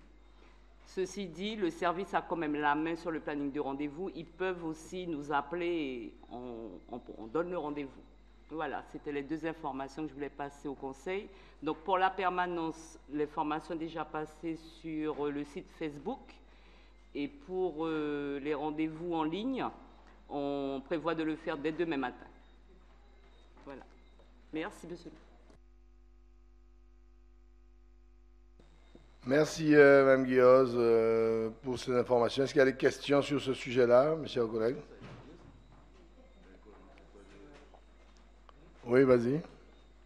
Je pense qu'il faudrait, parce qu'il y a des personnes âgées qui n'ont pas de Facebook, qui n'ont pas de réseaux sociaux chez eux, je pense qu'il faudra que nous fassions communiquer directement via radio ou bien autre pour les personnes âgées, voilà. Vas-y, Lucienne.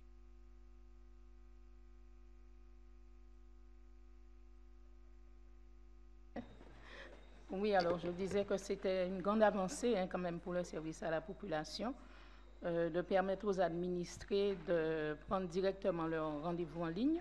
Ça fait gagner du temps, à la fois pour l'administré, mais également, ça permet au service également de recevoir plus de monde. Voilà. Et de raccourcir, en fait, on va dire, d'écourter les délais de réception. Voilà. Parfait. Pas d'autres questions sur ce sujet-là? Est-ce qu'il y a rien d'autre à dire? J'essaie de gagner du temps. Les gars ne sont pas encore arrivés. Ils commencent à me fatiguer, là. Hein? Ils sont là? Oui, vas-y, Jojo. Alors, pour l'eau qui n'est pas potable dans notre secteur, qu'est-ce qui est prévu par la municipalité? Ouais? Qui a dit que l'eau n'est pas potable? Oui, mais ça, c'est levé déjà. Ah, tu parles du dernier, là? Bon, mais je vais t'expliquer un truc. Avant, tout le monde buvait l'eau, personne ne posait de questions. Bon, on buvait tous de l'eau non potable, n'est-ce pas? Il se trouve que depuis... Non, mais je sais.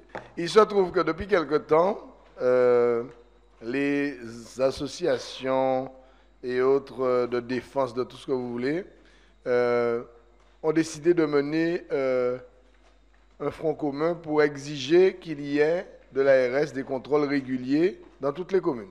Bon.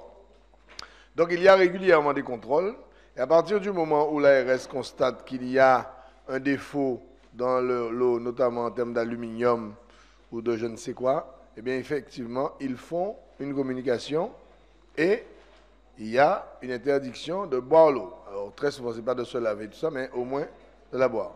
Alors moi, je ne suis pas... Qu'est-ce que tu... Vas-y. Quand est-ce que je dis ça?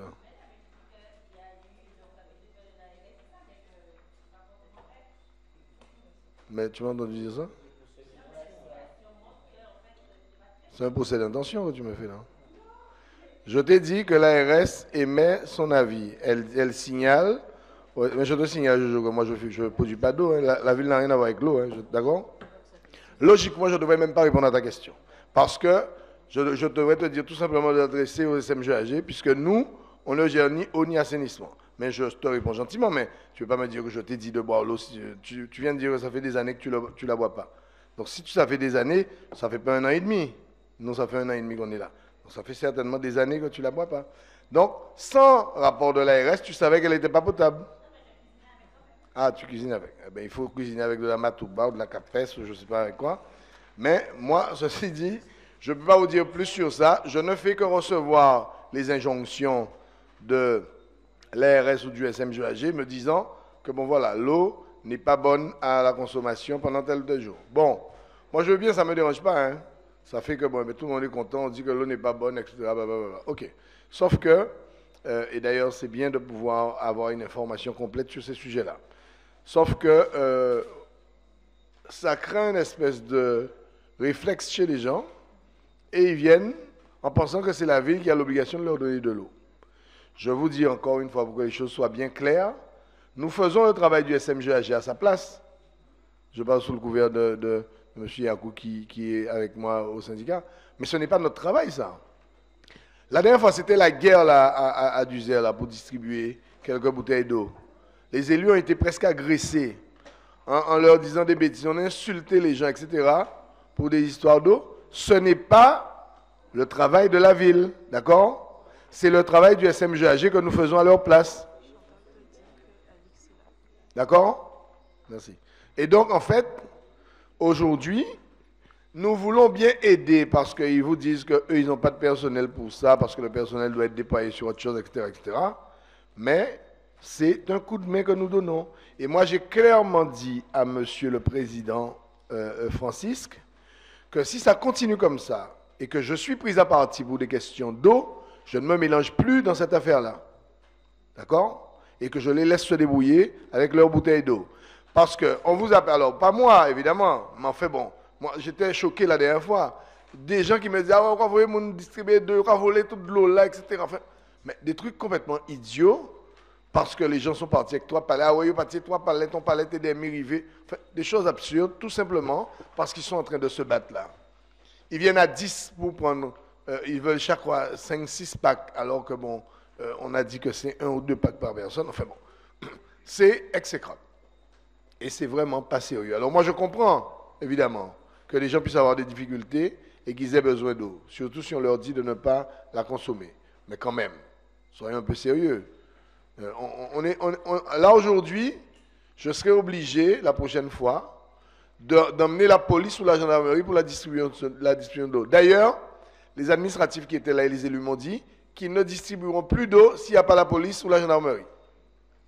Parce qu'ils se sont fait agresser, je parle sous le contrôle de Viviane et de Joël, ils se sont fait agresser par les gens parce qu'on leur donnait une ou on leur donnait pas assez. Bon.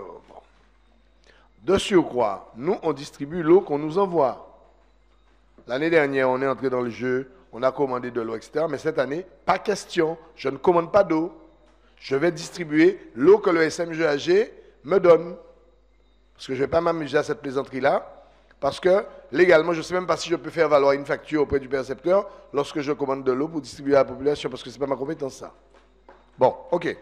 Donc, sur cette affaire d'eau, disons qu'aujourd'hui, s'il y a un arrêté, nous, on les prend comme ils arrivent. Et on a un dysfonctionnement aujourd'hui qui est au niveau du SMGAG sur des investissements qui sont à faire à Sainte-Rose. Mais soyons clairs, hein. Moi je condamne le SMGAG parce que c'est eux qui sont là. Mais le SMGAG a trouvé une situation. Hein. Ne faisons pas comme si on a donné au SMGAG des usines neuves et qu'il y a fini chez dans un an et demi. Hein. OK? Donc moi bien, je voulais dire qu'on va prendre responsabilité à eux parce qu'il faut y prendre. Mais SMGAG, ils ont trouvé un réseau pourri. Il faut nous dire la vérité. Donc, ils ont fait veille, gens ils paient, à comprendre, alors on va pont faveur évidemment, et on va pont à rentrer si vous êtes, ils savent qu'on rentrer si vous êtes. Mais par contre, il faut nous reconnaître aussi que nous baillons un réseau pourri. Donc ça veut dire que ça peut faire dans une journée. Attends, tout le monde qui a dit, ah ouais, à Sainte-Rose, nous tenons de l'eau tout le temps avant, depuis SMGAG, là, nous pas de l'eau, etc. Mais, où ça va biter, là, il a vieilli. Sous nous, on voit, là, il y a un an, il a roulé bien. Là, il y a 2 ans, il a roulé bien, là, il y a 3 ans. Mais là, il commence à 4 ans, 5 ans, 6 ans, il a commencé à reprendre. Et bien, là, réseau en nous, c'est des pannes à ne savoir où. Partout, il y a des pannes sur le réseau. Donc, ça nécessite des investissements très lourds. Et nous nous battons avec Henri pour que nous puissions arriver à faire en sorte que des investissements soient programmés. Et d'ailleurs, on va très loin parce qu'on va jusqu'à l'idée de la DSP pour la ville de Sainte-Rose pour tenter d'avoir un schéma qui puisse fonctionner. Mais je veux bien les accabler. C'est eux, et donc nous, on a pris le passif de la ville de Sainte-Rose. OK? Là, on veut nous trouver tout paquet de millions de déficits là, ça. On ne peut pas dire comme ça tous les jours, il y a des démembrayés. Puisqu'on il faut arrêter par le démembrayés, il faut travailler. Puisqu'ils ont mis là pour ça. Donc, on prend un déficit là, d'accord, c'est démembrayés, mais à partir du moment où on prend, il faut prendre responsabilité. Et c'est à vous de goumer pour payer régler. Donc, on peut rester rappeler tous les jours. Ah ouais, regarde ça, c'est bon, regarde ça, c'est bon. La preuve, c'est que nous avons roulé. OK? Donc, nous d'accord, c'est M. Rafte Bordel. Nous d'accord qu'il y a une bêtise et le travail là pas satisfaisant. Mais nous baillons aussi, on vrai salopeté. On nous dit la vérité aussi. Bon, vas-y, oui. Moi, je voulais compléter, même si ce n'est pas de nos compétences, j'ai commencé à aborder cette question en tant qu'élu de la communauté d'agglomération au conseil du syndicat. La question que je me pose, quand on reçoit un document de l'ARS qui nous dit qu'ils ont fait des contrôles et que l'eau n'est pas potable, ok, je suis d'accord, je comprends la démarche, il faut qu'on informe et compagnie. Mais la question que je voudrais poser à l'Agence régionale de santé, c'est après combien de temps que les gens bu de l'eau pas potable qu'ils deviennent malades? Parce que me dire aujourd'hui, il ne faut pas consommer l'eau pendant 2 jours parce qu'il contient tel truc, c'est pas ça le sujet. Le sujet, c'est combien de fois on a des problèmes comme ça qui pourront entraîner demain des maladies. Mais ne pas affoler tout le monde en disant, moi j'ai annoncé, parce que moi j'ai vécu ça, le maire était absent, j'ai une délégation qui est tombée sur la mairie sur moi, monsieur Akou, nous venons voir qu'on va faire, la RS dit de là-bas, bon. On dit, mon pas ça. Ah, c'est oui responsable. On dit, on pas responsable de l'eau. C'est le syndicat unique de l'eau. Et après, on me pose la question, on dit, mais l'ARS dit de l'eau pas potable. Donc, si demain matin, ils font notre contrôle et de l'eau bon, est-ce que c'est mon nez qui boit de l'eau aujourd'hui là qui est malade après-demain? On est des élus responsables. Il faut qu'on fasse attention pour ne pas devenir de simples usagers qui ont une obligation vis-à-vis de nous, pardon, pas une obligation, qui ont une exigence vis-à-vis de nous, c'est le service public de qualité. Mais il ne faut pas que nous, élus, qu'on soit les premiers affolés quand l'ARS se contente de dire que l'eau n'est pas potable pour final. Parce que ce qui m'intéressait, moi, en tant qu'adjoint au maire à Saint-Os, donc nous tous, c'est qu'est-ce que l'ARS fait avec le syndicat unique de l'eau pour mettre en place une politique de gestion pour que l'eau soit potable régulièrement. Et je vais finir par une parenthèse. Et je ne vais pas faire de lien avec tout ce qui s'est passé avant. Mais heureusement qu'on a l'ARS maintenant qui nous dit chaque seconde quand l'eau n'est pas potable. Parce qu'on avait la régie des eaux de la ville de Saint-Oise. On n'avait pas d'ARS pour nous dire que l'eau est potable, l'eau n'est pas potable. Hein? Non, mais l'ARS était déjà là, mais il n'y avait pas autant de contrôle. Et moi, j'ai commencé à faire une petite statistique très simple. C'est depuis que le syndicat existe que je puisse compter. Non. Il y avait des contrôles et il y avait des rapports qui n'étaient pas publiés. Qui n'étaient pas publiés, oui, on est d'accord. J'ai commencé à faire un petit travail de statistiques. Depuis le 1er septembre 2021, comptez combien de fois à Saint-Oise et dans d'autres secteurs qu'il n'y a pas d'eau ou qu'il y avait de l'eau non conforme, enfin non potable.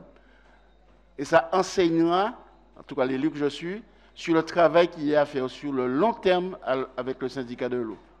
Et je ne parle même pas des questions d'argent, parce qu'on a une grosse dette là qui va nous retomber dessus, alors que normalement c'est la gestion de la communauté d'agglomération, parce que ça fait très longtemps que les textes avaient prévu que la ville de Saint-Ouen ne devait pas gérer l'eau et l'assainissement.